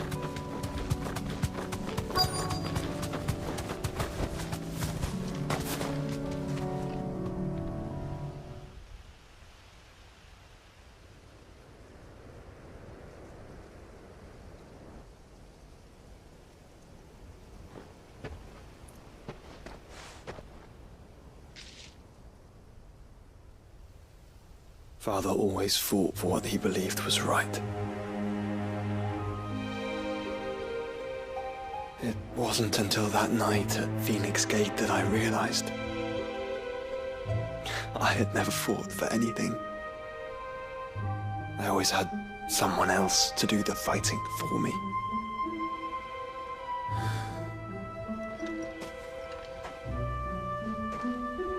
No matter how fate conspired against him, he never lost heart, never looked back, never stopped fighting.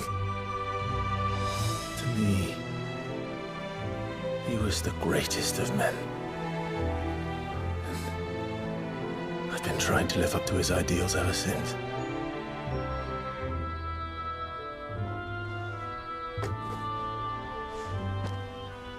We all have, Clive. We all have. And we'll keep trying. Because that's what he would have wanted. What he would have done himself. Even if it meant standing against the very gods in the heavens. I shall be borrowing this, Father, if I may. That you might watch over us as we follow in your footsteps.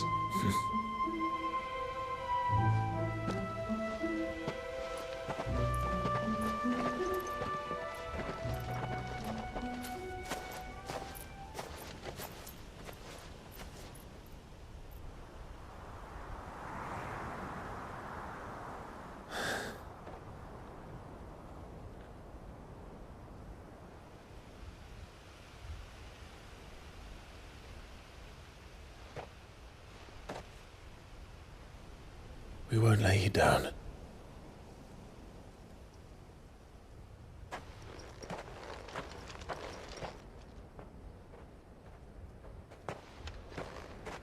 Onward then.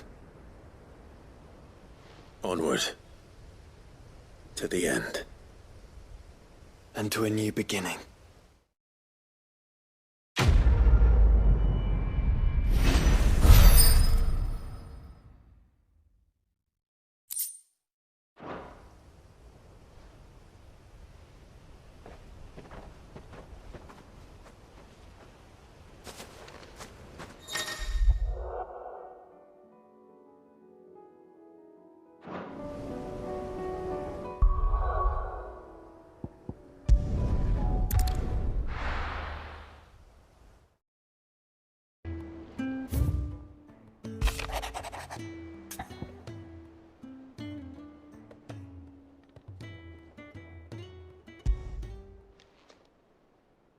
If Joshua's worried about Jill, I should go and speak with him.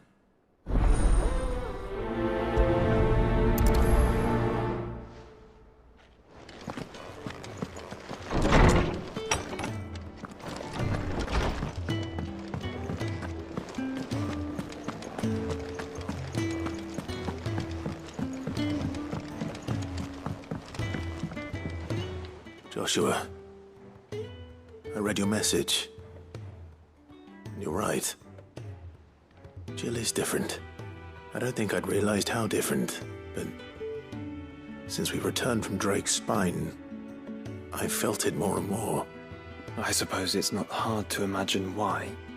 She doesn't think she belongs anymore. And that's why we need to remind her she is still one of us. To let her know that we still need her, now more than ever. That you still need her. But how to do that? When last we were truly close, we were but children. Of course.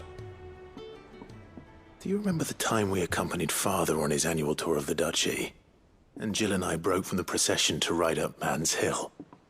To see the snow daisies, I remember. It was the first time Father had allowed us to join him. And when he realized you were missing, he had the entire retinue down to the pot boys combing the countryside. In the rain. A thunderstorm forced us to take refuge in a grove of oaks before we'd even made it halfway there.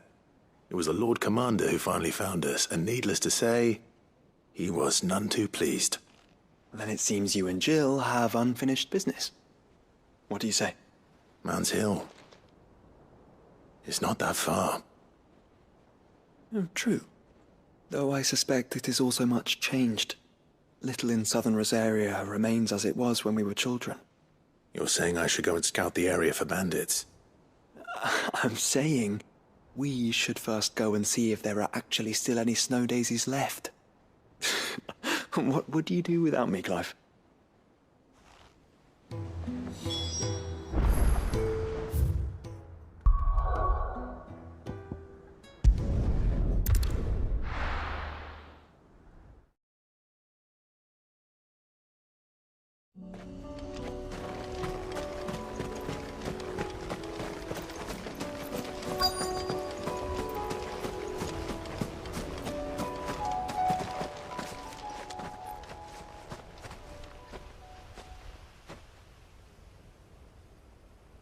This is the place, but... I'm sorry, Clive.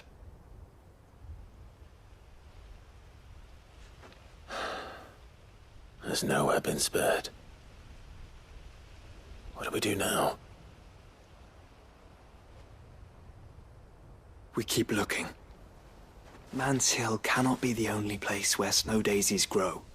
Perhaps, but... it's the only place I know of. Knew of. Then why not ask someone who might know of another? Someone in the backyard? To the hideaway, then.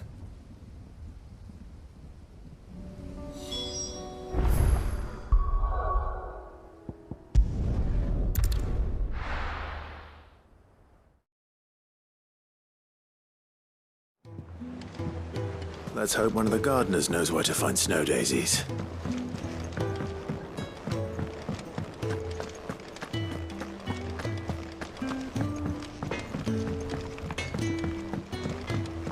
Say what you will, Lady Karen is...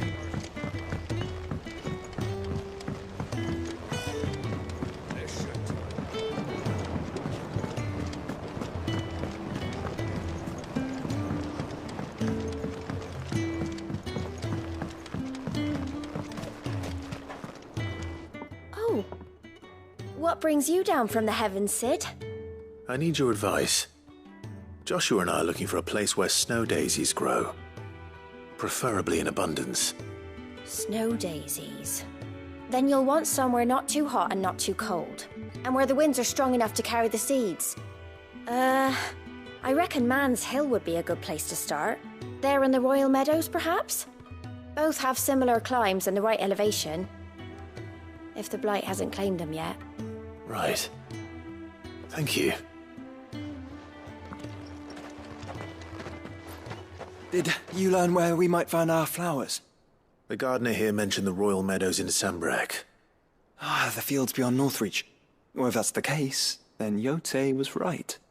I recalled that she kept the record of our travels, you see.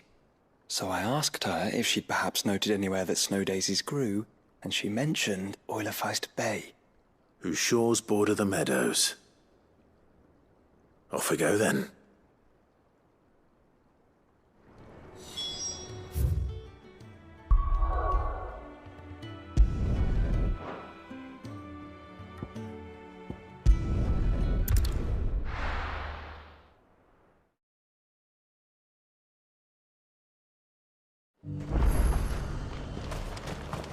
The Dominion's all but done for. Was that shouting I heard from the barracks?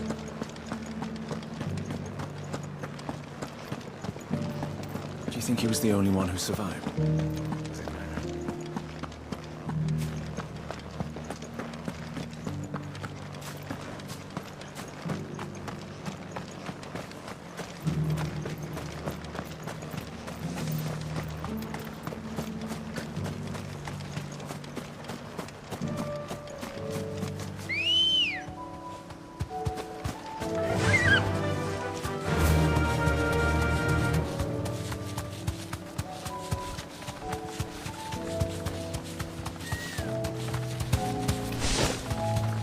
Meadows are vast. Where do we even start? Yote mentioned the coastline. We can start there.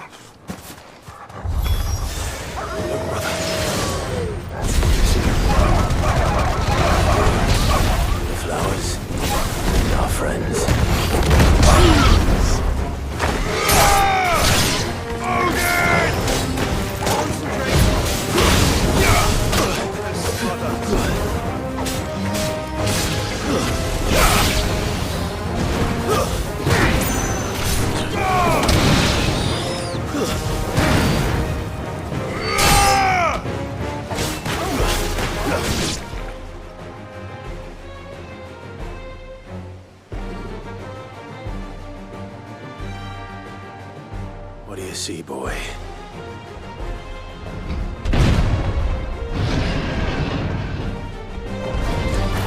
Let's hope this is the last one. Only one way to find out.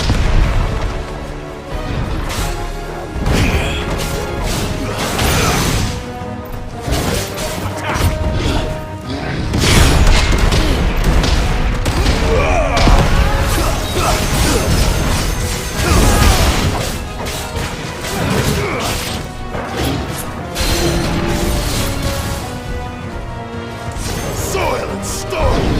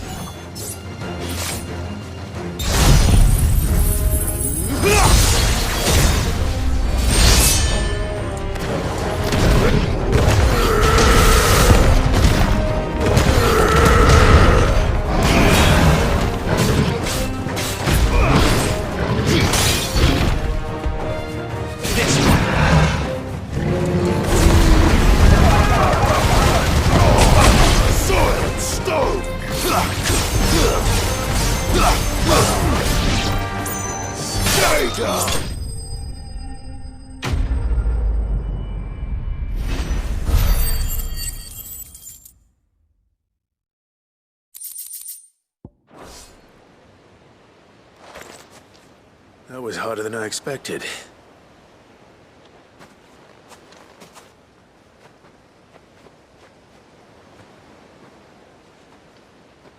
But Founder, it was worth it. They're beautiful. Do you think Jill will like them?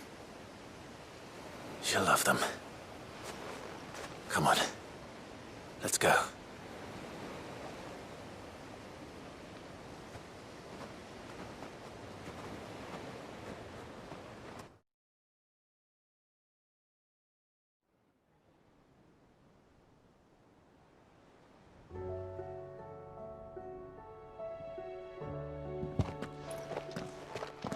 It appears my work is done. The rest, as they say, is up to you. Well, you and the skies. We wouldn't want another thunderstorm now, would we?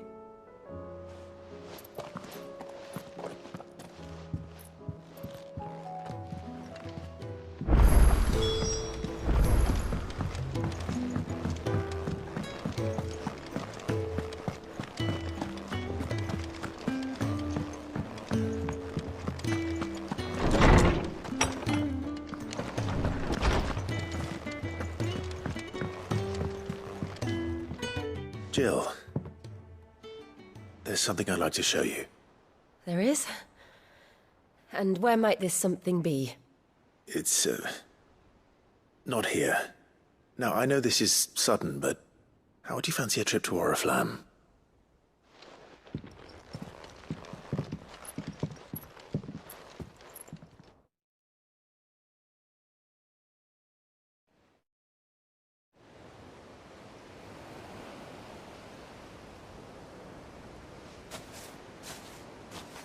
There are so many. This is what you wanted to show me.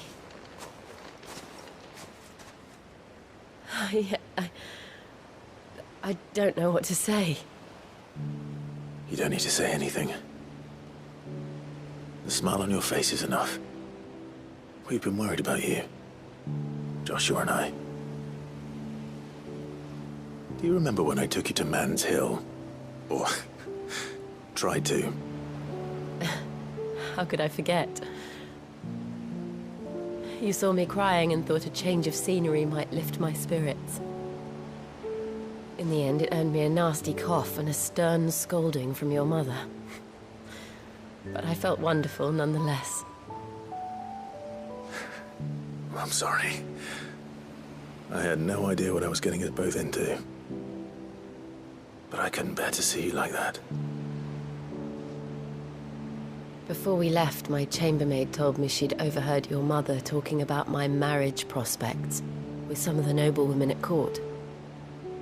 They were debating whether it would be more profitable to marry me off to one of the high houses instead of saving me for the ducal line. No one thought to ask me what I wanted. I was nothing to them. A pawn at best. I felt so trapped. So lonely. I didn't know. But I wasn't alone. You were there. Your hand in mine as we ran for those oaks. And I knew then, no matter what happened, I would be all right. I'll never forget that feeling.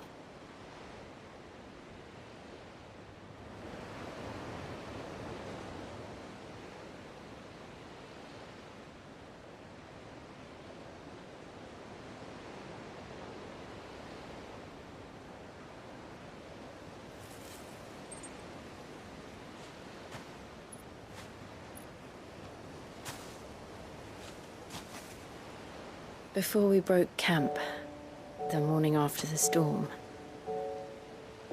do you know what I did? No? What? I slipped away from my governess to climb the tor.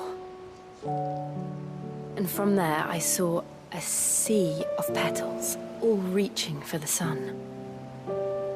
And I realized that no matter how terrible the night, dawn would always come.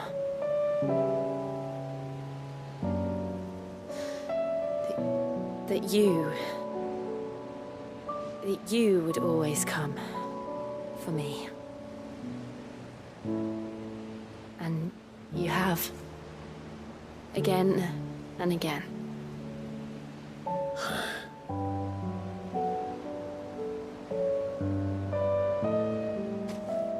Where do you see us?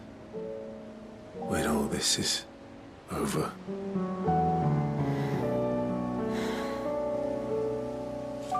I don't know.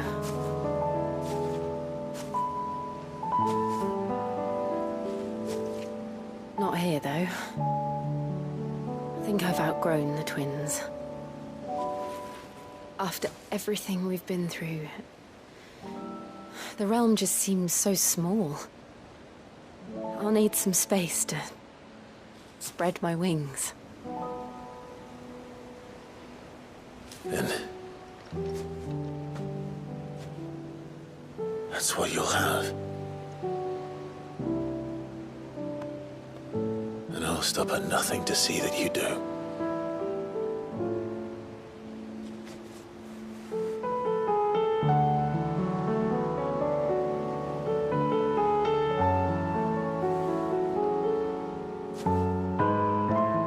I never was much good at garlands, but it'll have to do.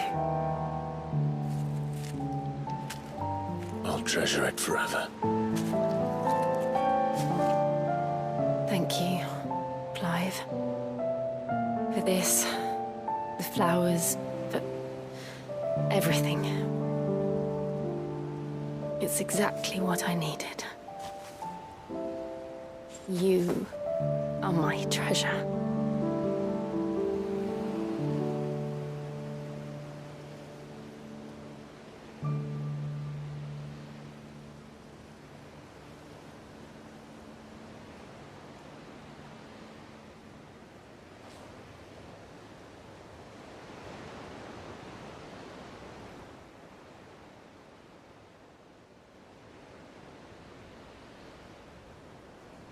We should probably be getting back. I expect the others are wondering where we are. You're right. There's still much to do. And we'll do it together.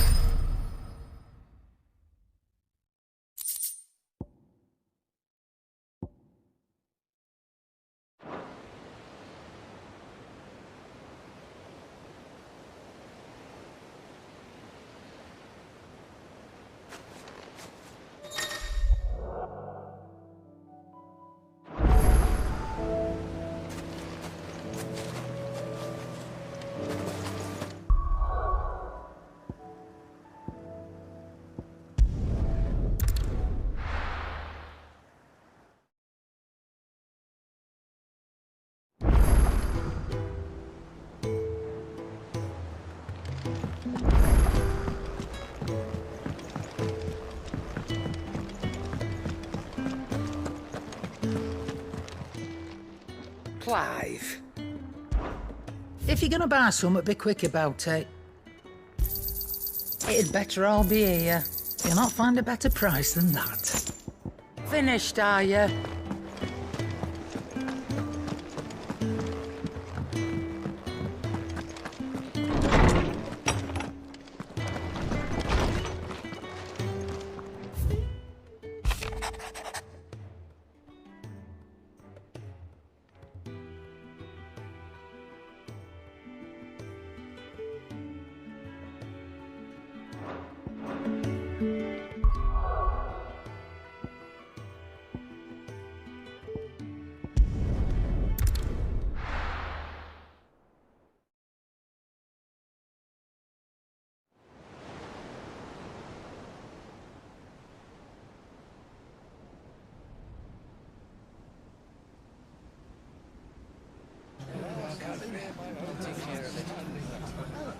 Make sure you do this time.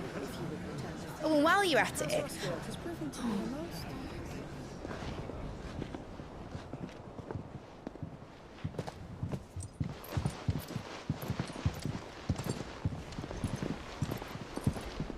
Clive, if you see me dad up there, tell him we were right to leave his legacy with you.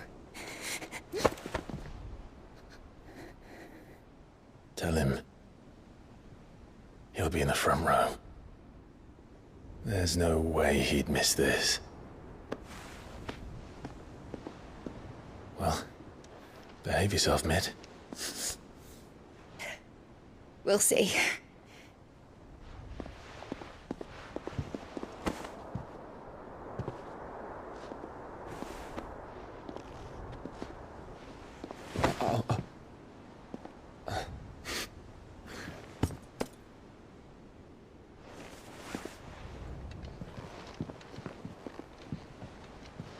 So, you're in charge now, Gav. And what does Tyre have to say about that? Come back before she finds out, eh?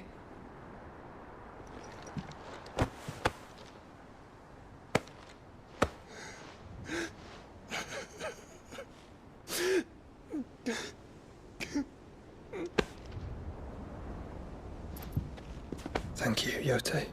I'm sorry.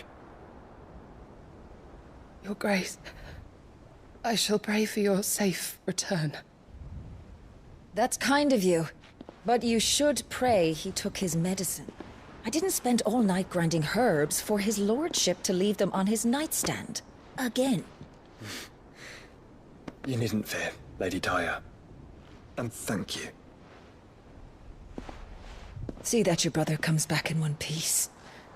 Or, at most, two. Any more and you can heal him yourself. I'll keep that in mind.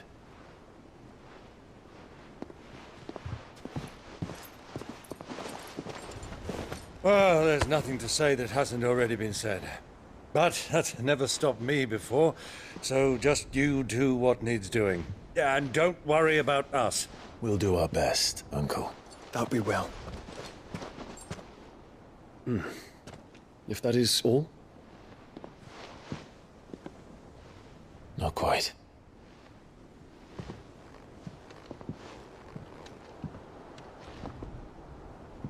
Jill.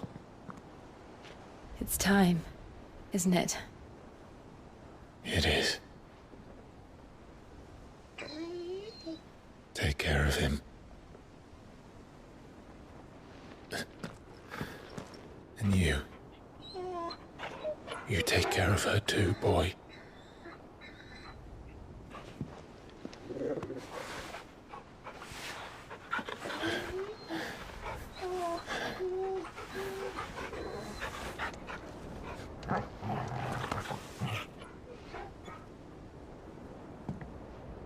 Don't forget, Clive. We all choose our own path. Believe in yours. I do.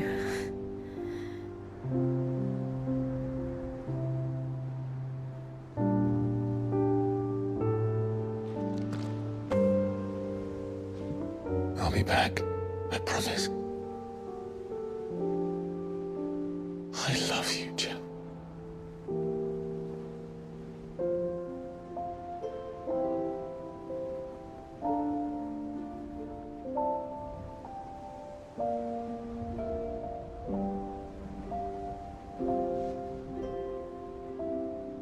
I know. I love you too.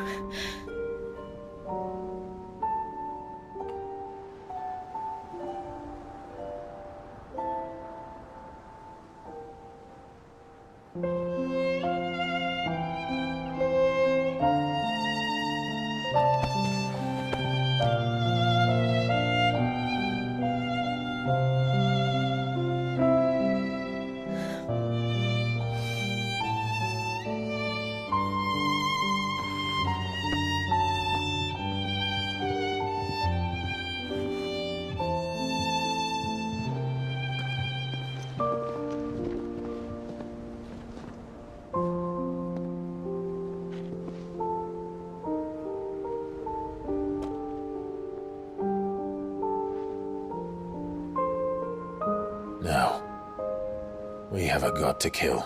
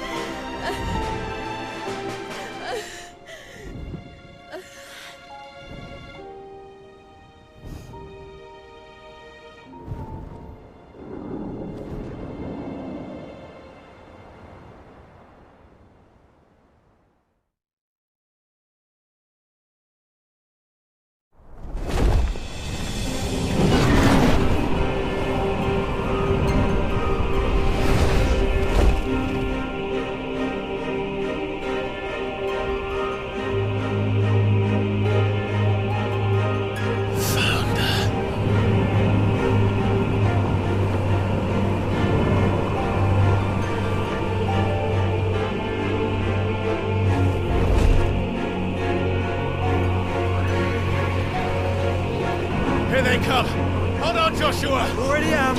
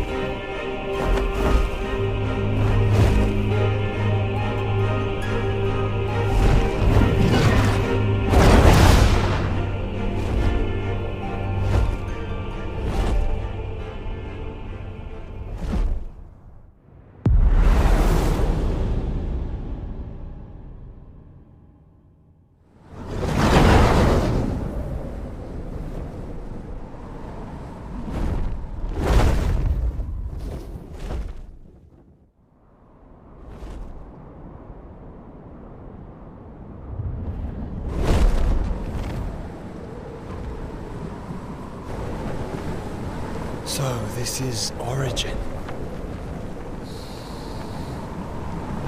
A far cry from heaven.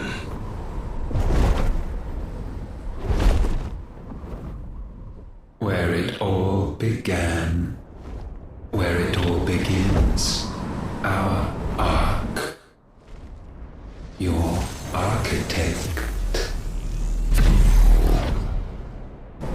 There you are. It was here that we slumbered. Here that we waited for centuries, clinging to our decrepit shell, for fear that we might have need of it once again. But you have come at last. And now we shall be truly complete.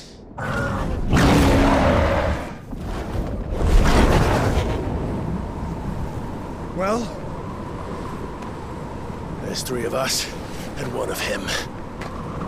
Let's make it count.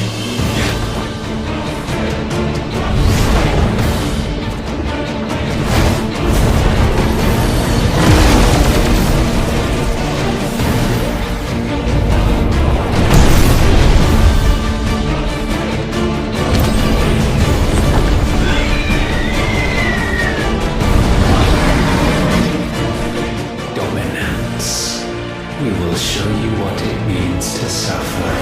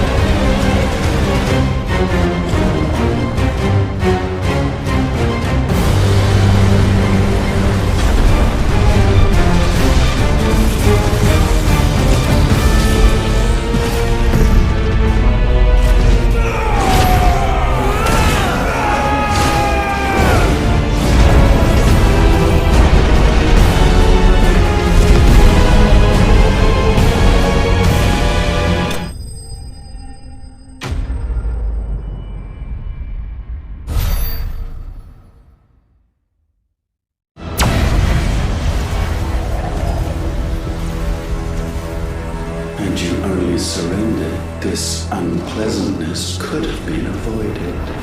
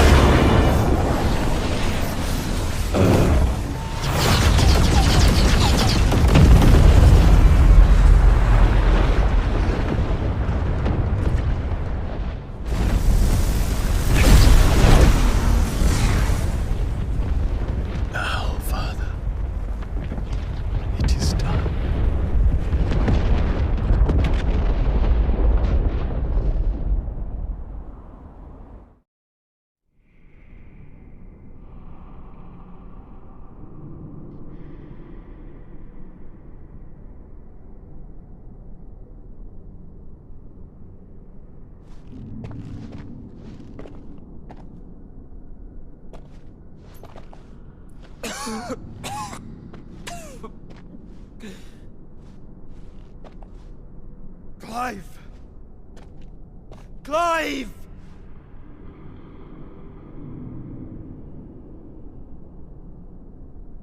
No!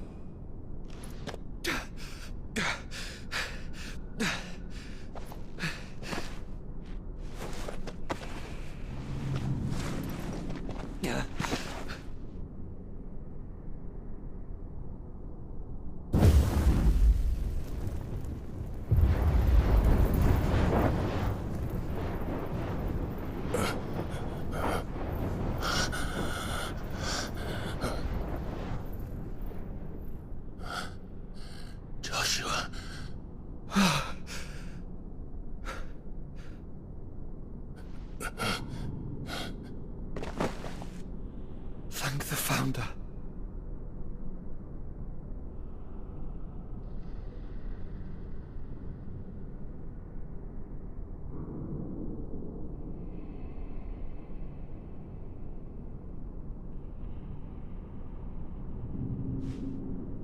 Did I mention you look terrible?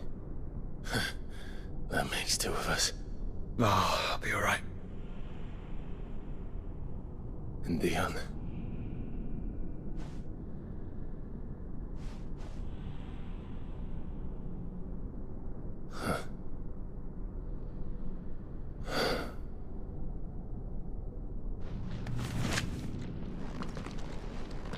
Take my hand. I told you I'll be...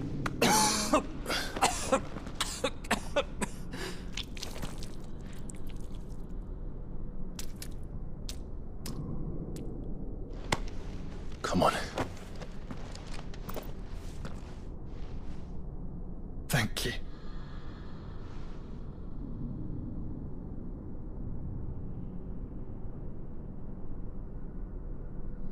Press on. Always.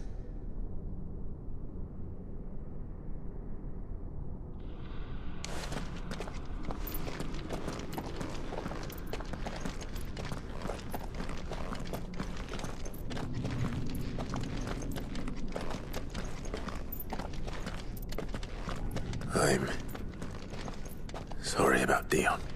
Don't be. Please. He did what he had to do.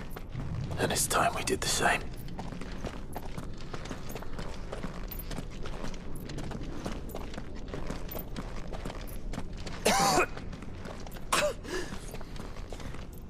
Should we stop? Because of the cough. No, I think we're past that, Clive. I suppose we are.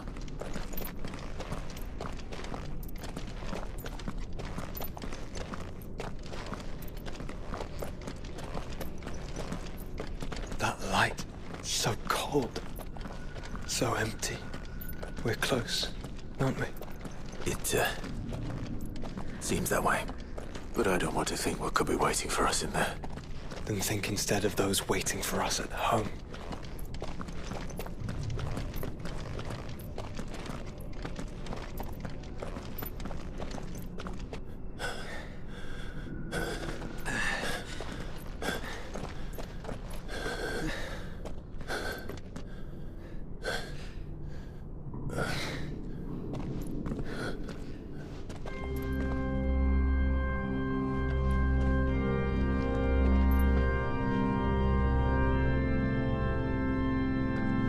Clive.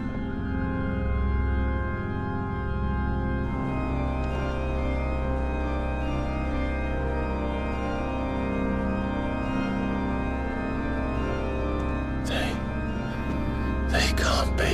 But they are. This is the Nexus. A wellspring of life. Yours and ours. As we watch the world stumble slowly to its dark end, it was here we pledged a new beginning. And now, with the ether we have harvested, I shall raise my kin from their eternal slumber. That together we may usher in a new age of reason. This was never about creation, only self-preservation. You condemned an entire world so that you alone might escape death. Alone. Him. Alone. Clive. I think I understand. He...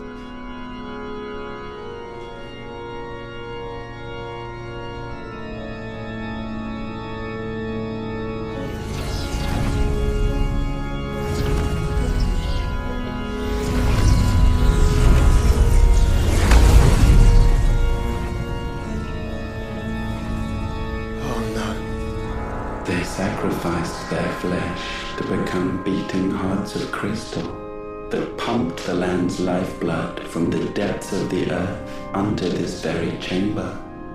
And thus would they labor still, long after their work was done, had you not set them free. You meant for us to destroy the mother crystals. It's what you wanted all along. You have our gratitude, Muthos. In this you have served us well. You have both served us well. Welcome home, brother.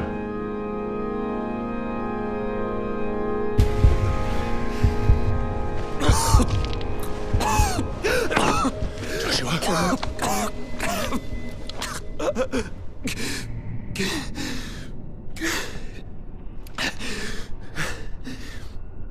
I thought it was me, But it wasn't my grasp that grew weaker.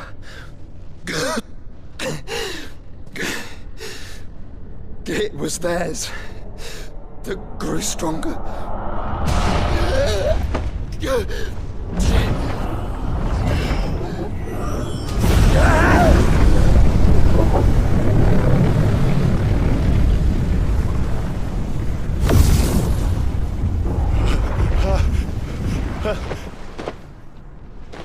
Joshua!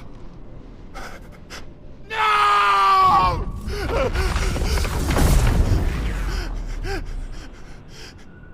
And now we can become one.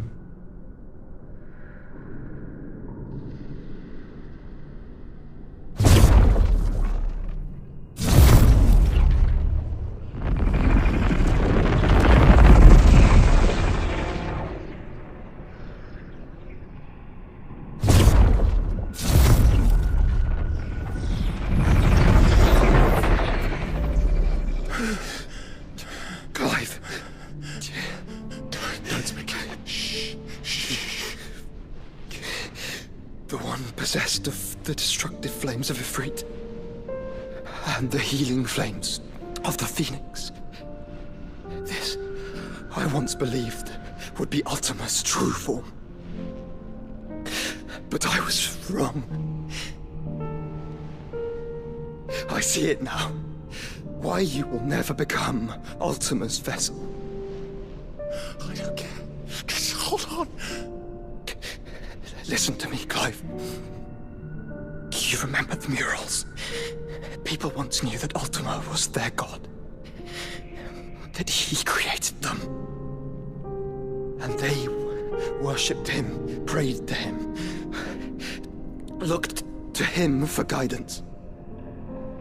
In vain. In vain. For he did not listen, did not acknowledge our will, and so we strayed from his path to forge one of our own. So absorbed was he in his own desires, so driven by his own will alone, that he shunned the one thing that could have made him truly powerful. Faith. The same faith people now place in you. Faith that you will fulfill their dream, Sid's dream, of creating a better world for us. Faith that you will follow in Father's footsteps and save those who need saving most.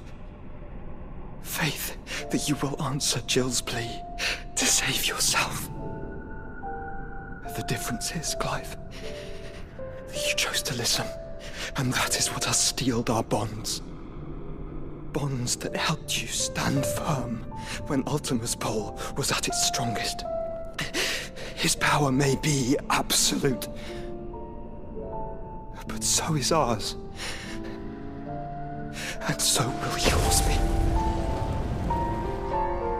With my light in your heart, not even a god might stop us. Joshua!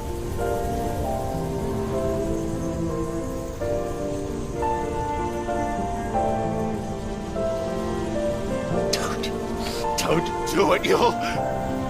Enough, Clive. My body is too far gone. If the wound does not take me, the curse will.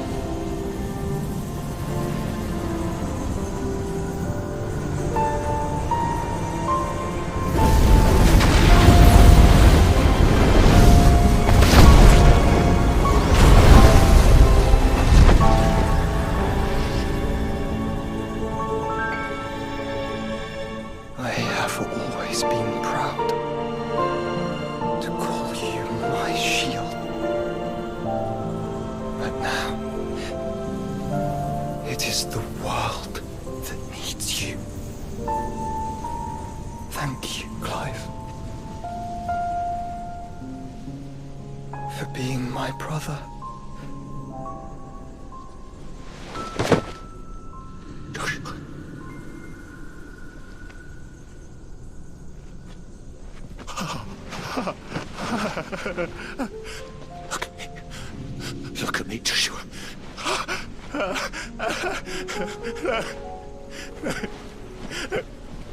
Open your eyes! Open your eyes, damn you!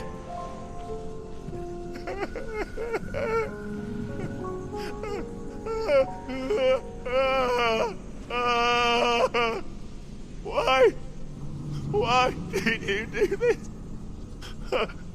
Joshua!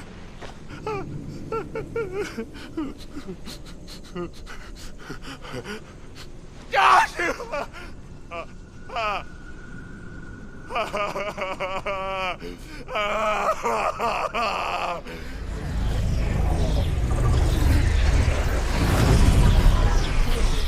And thus does the final piece fall into place. The incantation primed, but one task remains. To empty the vessel.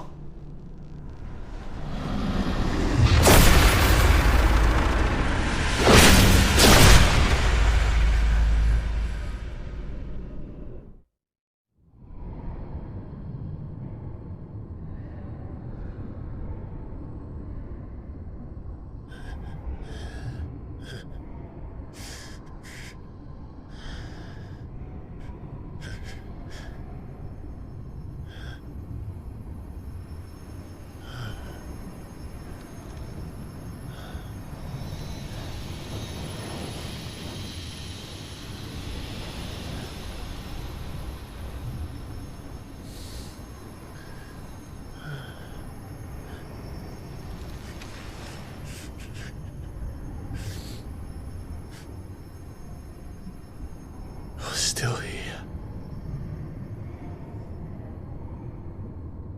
With me to the end.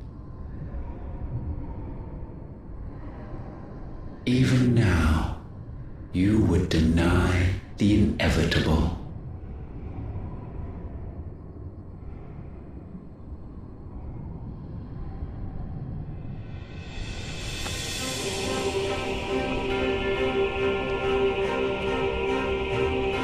As we always have, and always will.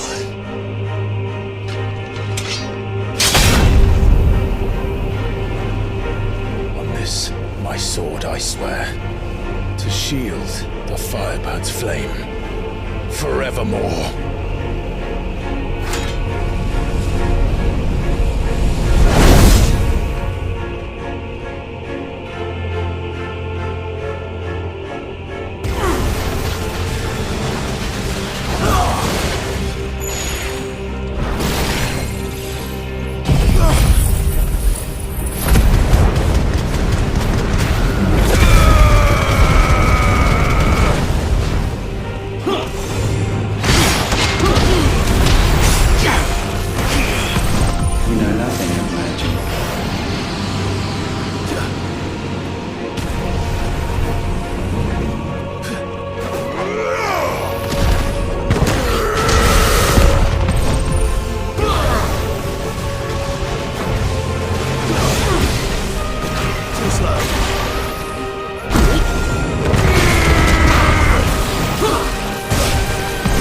This is the work of my will.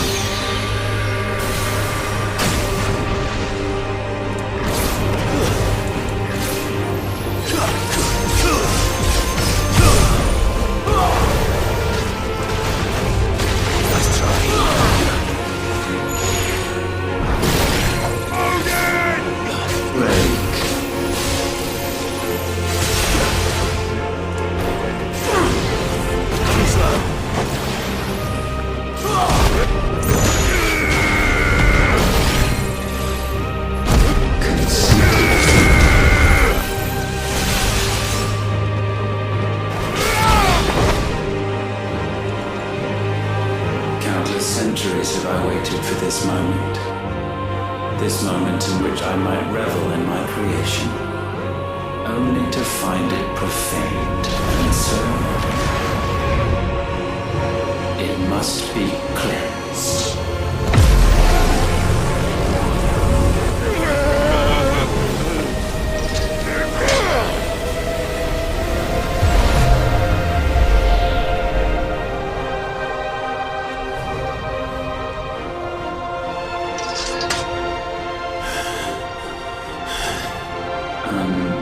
unexpected, how is it that your will yet endures? Because it's not so easily broken. But it can be broken. And I shall see it so. For such is my will.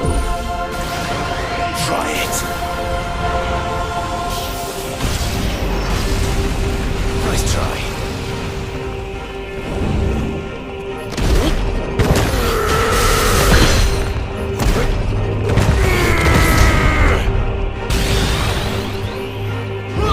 Soil and stone! Too slow. I needed that. Nice try. Perhaps this will break you.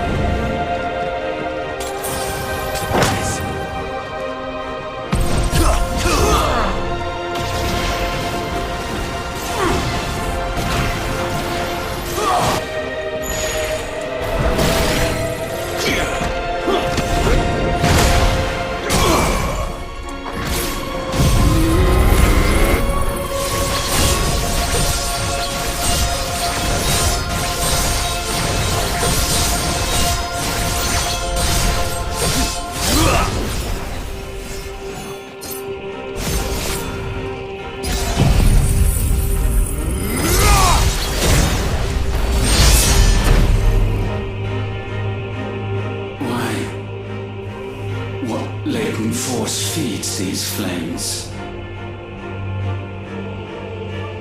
I sense more here than mere will. Is this Logos? Have you truly become free? No, I forbid it. You are not a god. You are but flesh and bone. You are not one of us.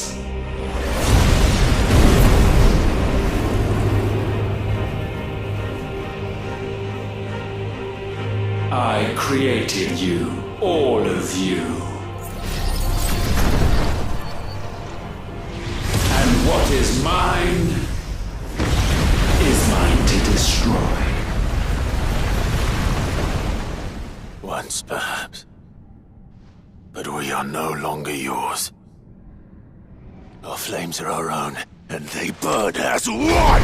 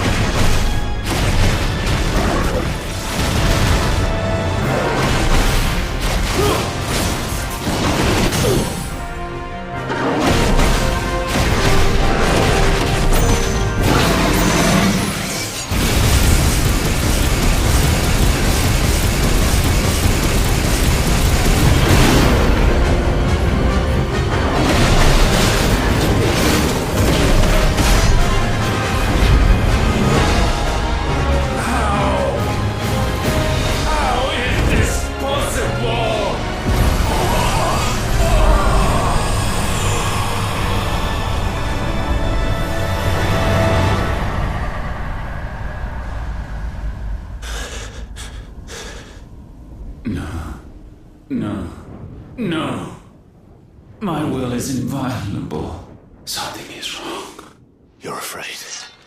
You always have been. From the moment the Blight exposed what you were, weak, you conceived us to prove otherwise. But the result shook you to the core. For in us you saw yourself, and realized we had the potential to be more than you could ever be, and so you turned your back on your creation. Your back on the world, like the coward you are. You think you know me? You know nothing, Logos. Nothing!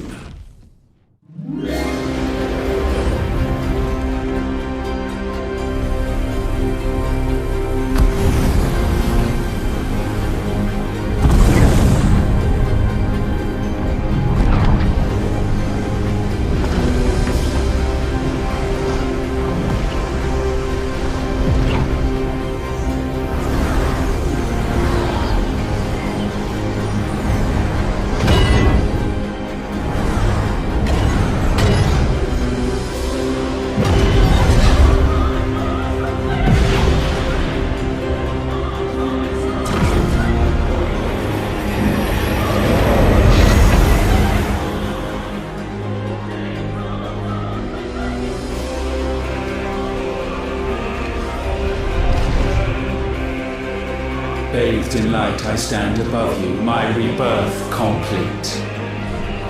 And you, for your defiance, shall pay the proper price. An eternity of anguish. Anguish. Pain. Suffering. You have known none of these. But we have. So we know what they grant. They bring us together. And that makes us strong. Thunder roars!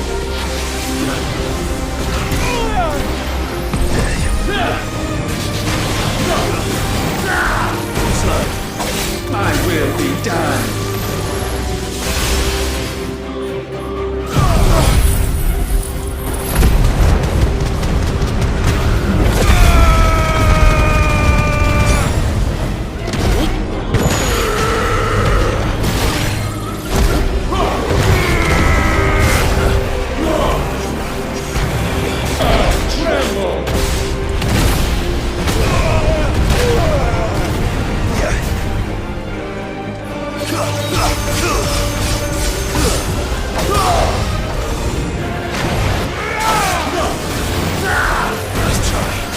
Petulant child.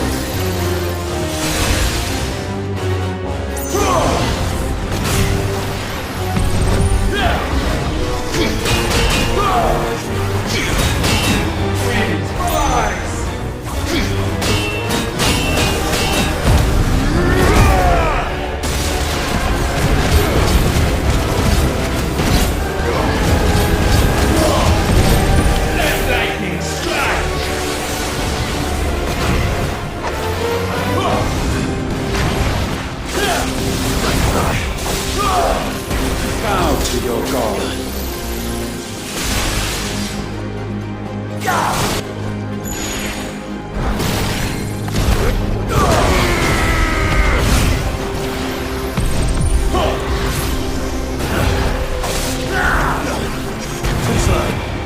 I will crush you.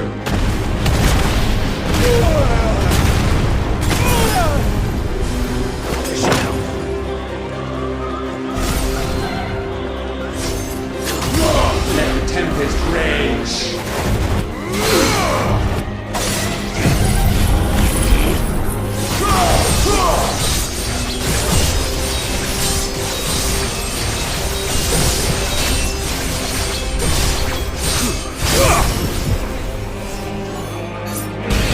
Divide this. Suffer.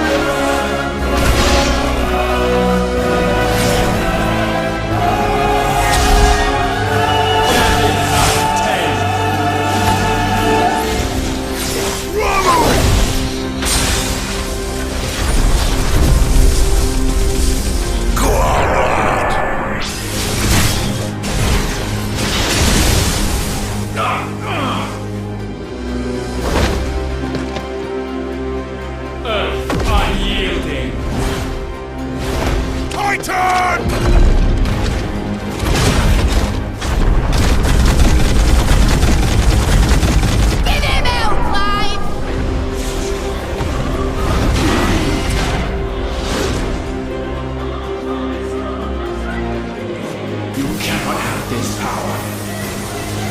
It is not yours to take.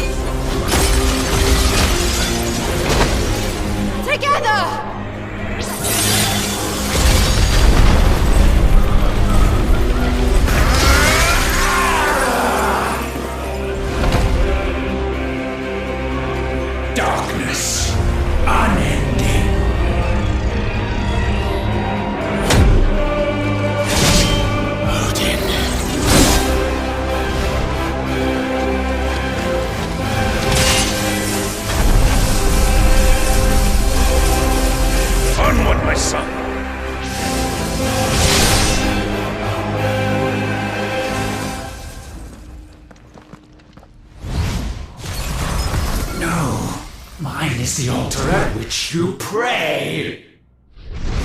Mine are the eyes that look down upon you all. And yet still you cannot see. You are no better than us. We are one and the same. We are not the same. No man might stand beside me. None.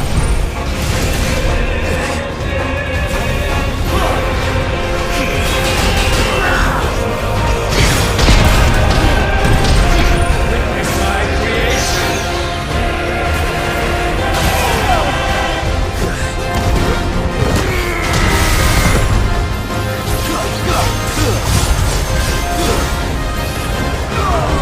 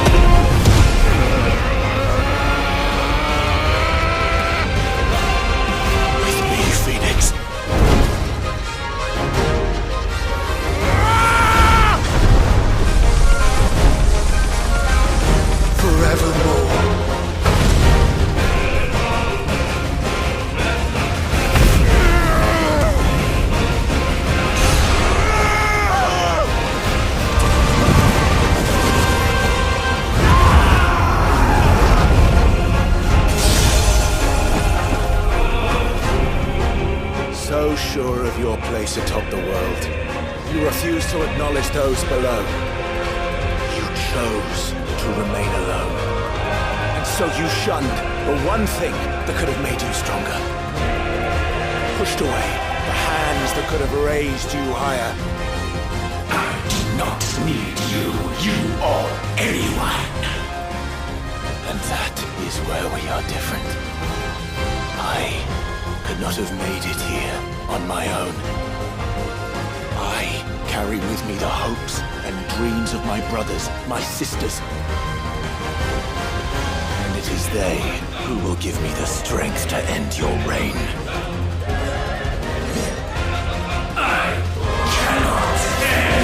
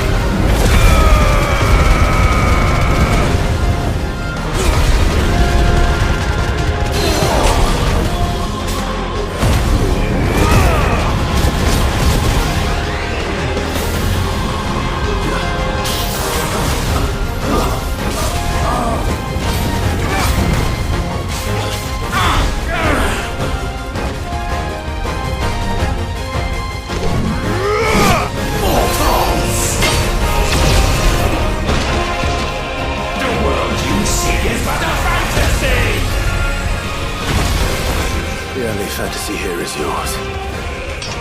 And we shall be its final witness.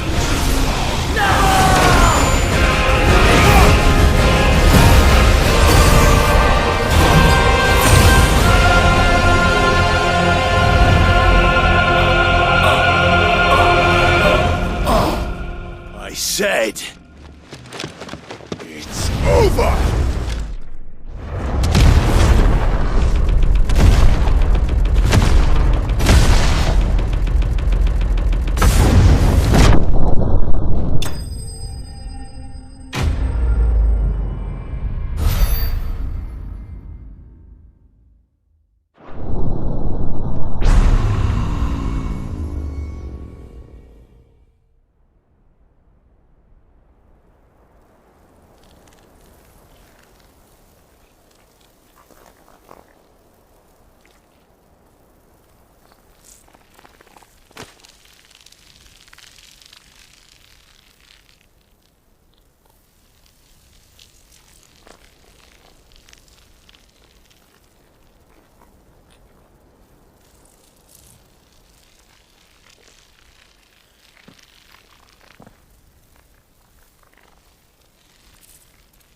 Tell me, what do you imagine will befall this world now that you have gained your precious freedom?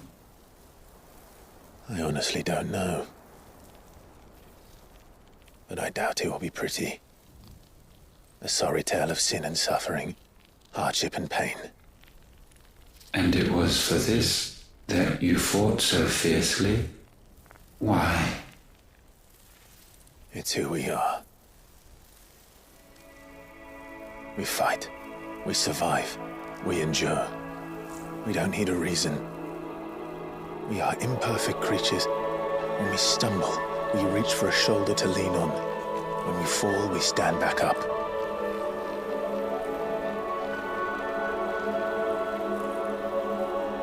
We see the horizon, ever out of reach, and still we march on. Certain the answers lie just beyond it. Because that is our way.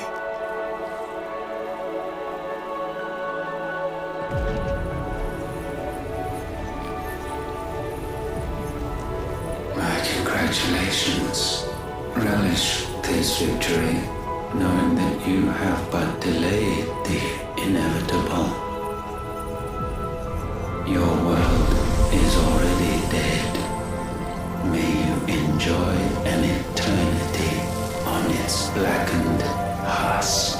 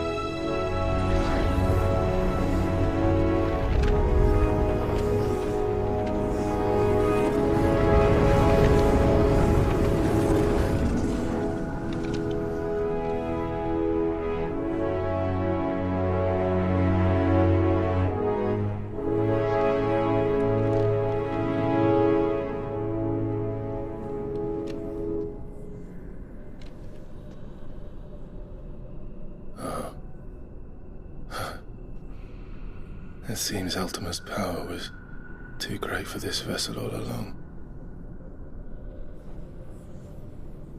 But while I have it, perhaps I can use it to set things right.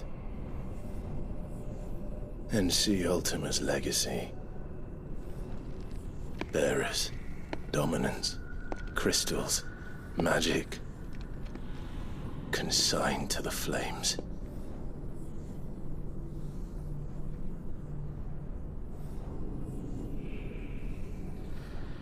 Even if it means the end of me.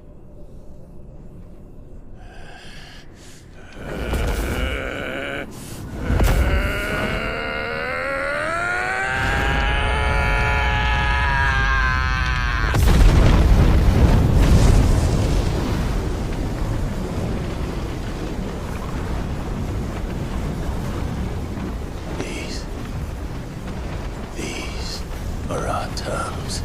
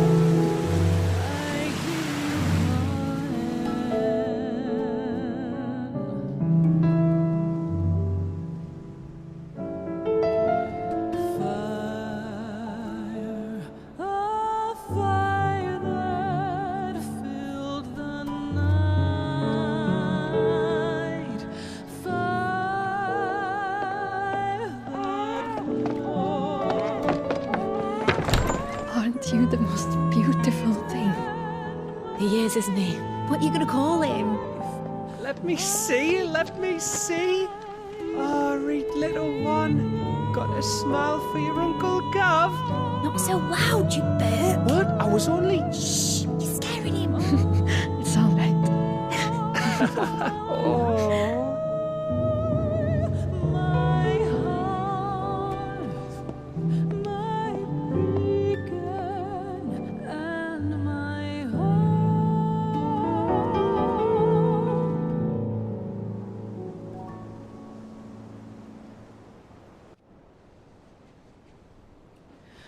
A sky of scattered tears, 1,000 years apart. Should they fade, I will not be afraid of the dark. For if you need a rest, I can take him. I'll hold you to that.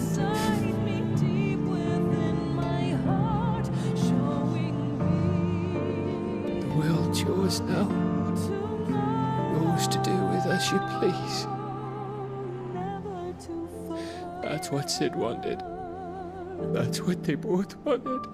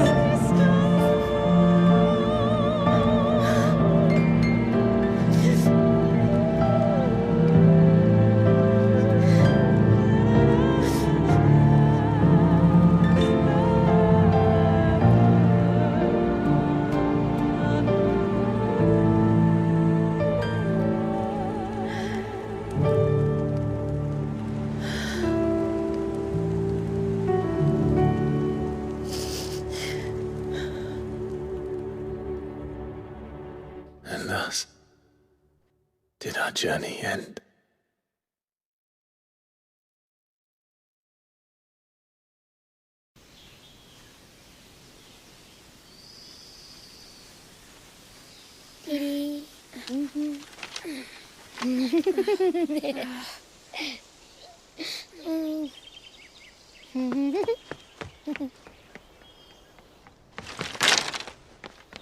Oh.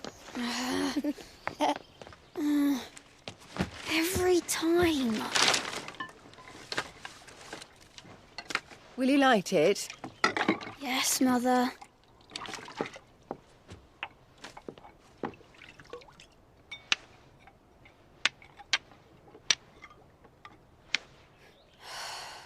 Come on. If only I had the flames of an icon. Icon? Have you been reading that silly story again? Magic belongs in fairy tales, and fairy tales don't boil kettles. You see? Well done. Now, be a good lad, and play with your brother until supper. Come on, hurry! Hurry! All right.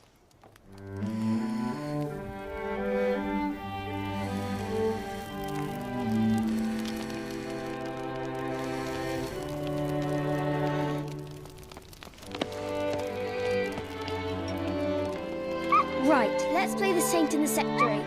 No, I don't want to be Madu. What do you want to play then? War of the Icons! Again? Right. And I get to be Ifrit. Why? I'm the older brother. Because Bahamut says so.